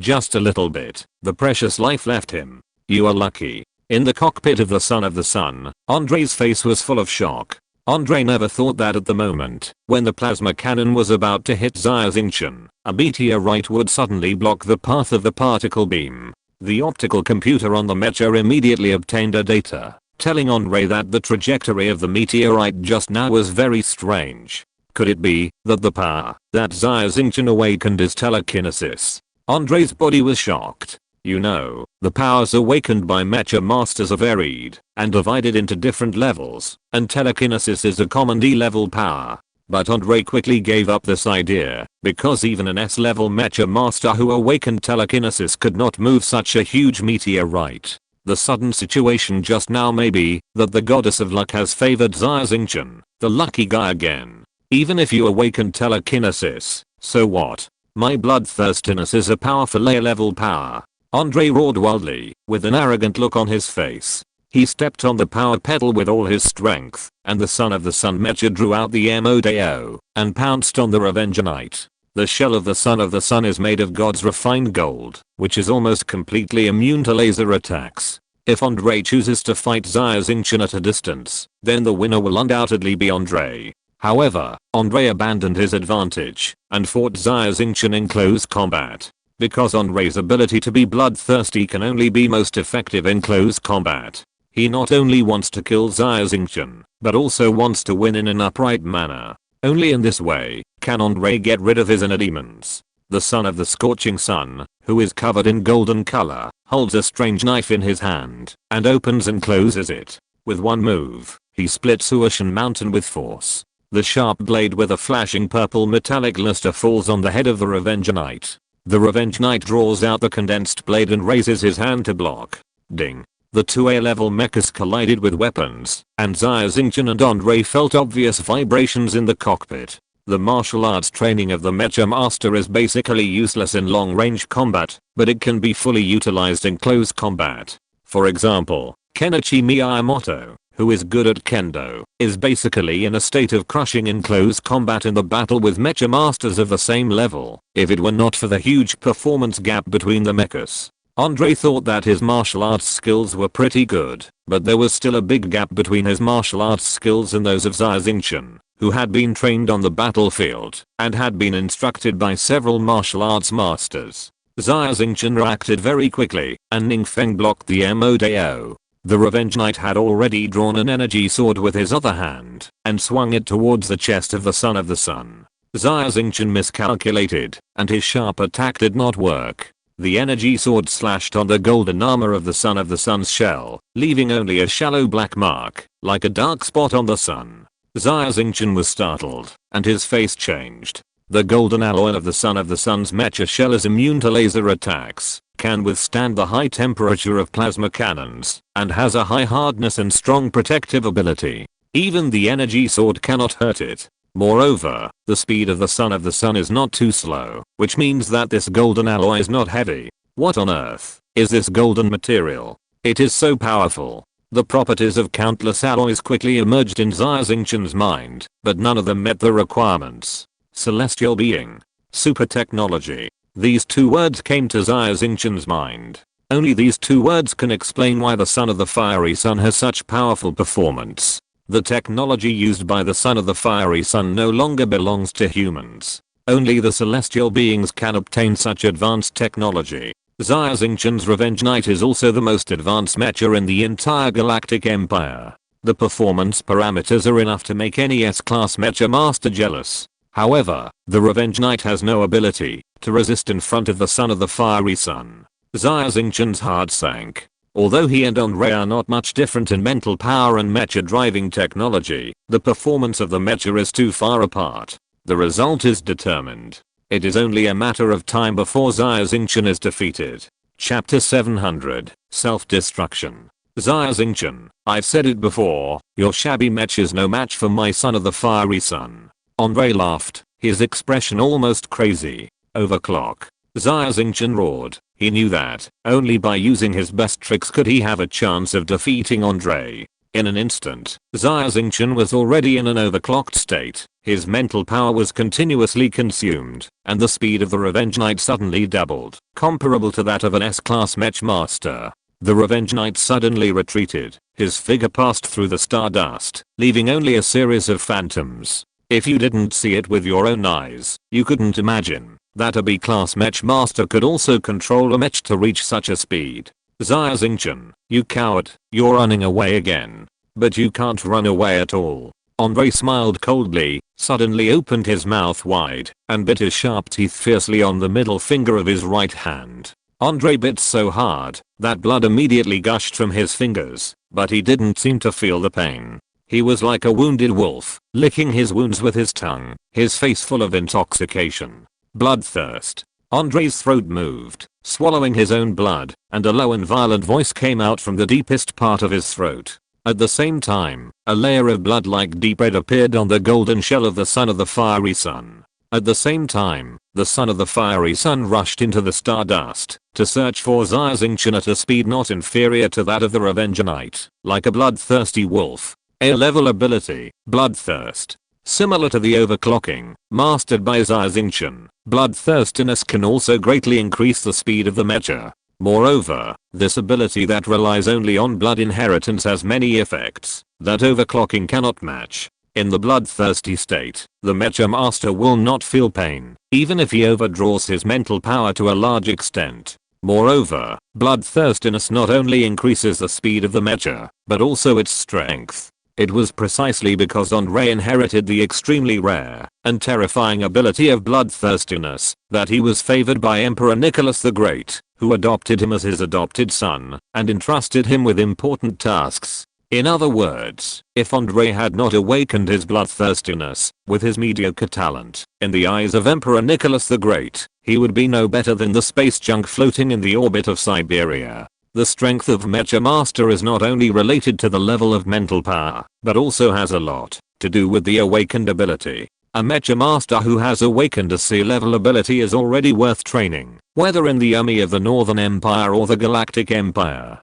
B-level abilities can already allow the military to focus on training and tilt most of the resources to Mecha Masters who have awakened B-level abilities. As for A-level abilities, you can rise to prominence like Andre, become the adopted son of Emperor Nicholas the Great, control military power, and even become the next Northern Emperor. S-level abilities are only circulated in legends. The human galactic empire has a history of thousands of years, with trillions of people. There are only 3 Mecha Masters who have mastered S-level superpowers. The information of these 3 S-level superpowers belongs to the top secret archives of the Galactic Empire. Except for the kin royal family of the Empire, only those with the rank of general or above can consult it. Xia Xingchen is not qualified yet. After Andre used the superpower of bloodthirstiness, the speed and strength of the son of the fiery sun reached the peak. After breaking into the dense and dirty stardust, Andre relied on his strong intuition and found the trace of the Revenge Knight in only 2 seconds and rushed over in an instant. Xia Xingchen, die obediently. The son of the fiery sun waved a huge MODO and swept towards the Revenge Knight. Unlike Andre, who fell into madness when he used bloodthirstiness, Xia Xingchen was very calm and expressionless when he was in the overclocked state, with a faint white light flashing in his eyes. The Revenge Knight turned his head suddenly and rushed towards the son of the fiery sun. Running away is not Xia Xingchen's style. Fighting blood is his true nature. Instantly, the Ningfeng sword and the MODO collided with each other, making countless sounds of metal colliding. In the fight, that was almost to the extreme, the mechas of both sides were damaged. The golden shell of the son was finally broken under the continuous slashing of Ningfeng, revealing the damaged circuits underneath that were flashing with sparks. However, the damage to the Revenge Knight was much more serious. Its left arm was cut off by the MODO, and the armor on its chest was also completely shattered. Xia Xingchen, you are not my opponent. Hahaha, die. Andre became more and more crazy and brave as he fought. This is the power of bloodthirsty ability. The more tragic the battle, the more powerful the bloodthirstiness can play. Danger, danger. The damage to the mecha exceeds 84%. It cannot be repaired. It cannot be repaired. In the cockpit of the Revenge Knight, the red light flashed, and the optical computer issued a harsh alarm, reminding the mecha operator to abandon the machine and escape. I still lost. Xia Xingchen's face showed a bitter smile. Even if he used all his skills, he was not Andre's opponent. No. Xia Xingchen suddenly shook his head and suddenly relaxed. I didn't lose to Andre. I just lost to the son of the fiery sun, lost to the celestial being behind Emperor Nicholas the Great, and lost to the advanced celestial being technology. Even at the last moment of life and death, Xia Xingchen still refused to admit defeat. It was this stubbornness that made Xia Xingchen go from a humble miner to where he is now. Bang! The huge MODO danced quickly in the hands of the son of the fiery sun, like a phantom. A blade shadow flew by, and the arm of the Revenge Knight, who was tightly holding the Ningfeng sword, was cut off by the purple blade. The Revenge Knight lost both arms, and his legs were also in a scrapped state. The 6 floating guns were also destroyed, and he became a human stick, almost losing all his combat capabilities. Xia Xingchen, come on, win for me. Aren't you very strong? Come on, win again for me. Andre yelled wildly, his eyes full of sarcasm. Andre still clearly remembered how he was defeated by Xia Xingchen in the D-Class Mecha Master examination. At that time, Andre cut off the arms of the mecha driven by Xia Xingchen. However, Xia Xingchen relied on the wings behind the mecha to kill Andre, and turned the situation around to win. Andre was already in a state of total suppression. He had countless opportunities to blow up the cockpit of the Revenge Knight. However, Andre did not do so. He cut off the arms of the Revenge Knight, just to restore the scene of the D-Class Mecha Master examination. Of course, the result this time was completely different. Before killing Xia Xingchen, Andre wanted to humiliate him severely. A warrior can be killed, but not tolerated. A look of determination appeared on Xia Xingchen's face. He turned his head and stared deeply in the direction of Shining Star, muttering, Jaina, forgive me. I'm your guardian knight, but I will never have the chance to protect you again. Freya, wait for me, I'm coming. The next moment, the thruster of the Revenge Knight ejected white light, accelerated suddenly, and rushed to the son of the Liang in an instant. Xia Xingchen, what do you want to do? Andre suddenly felt a strong sense of crisis. He was like a wild beast in danger, and all the hair on his body stood upside down. Boom. What answered Andre was a huge explosion. Xia Xingchen chose to self-destruct in the end. He rushed to the side of the son of the Liang, and detonated the explosive hidden in the lower body of the mecha.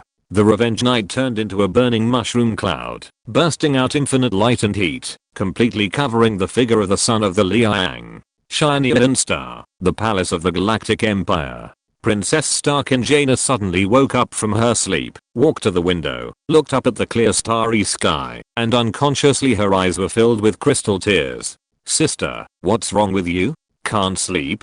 Princess Moon heard the movement coming from her sister's room and walked in. Sister, I had a nightmare. Princess Star shook her head. threw herself into her sister's arms, and sobbed softly, "Sister, I dreamed that my guardian knight Xia Xingchen died in the northern starry sky." "Silly sister, dreams are always the opposite."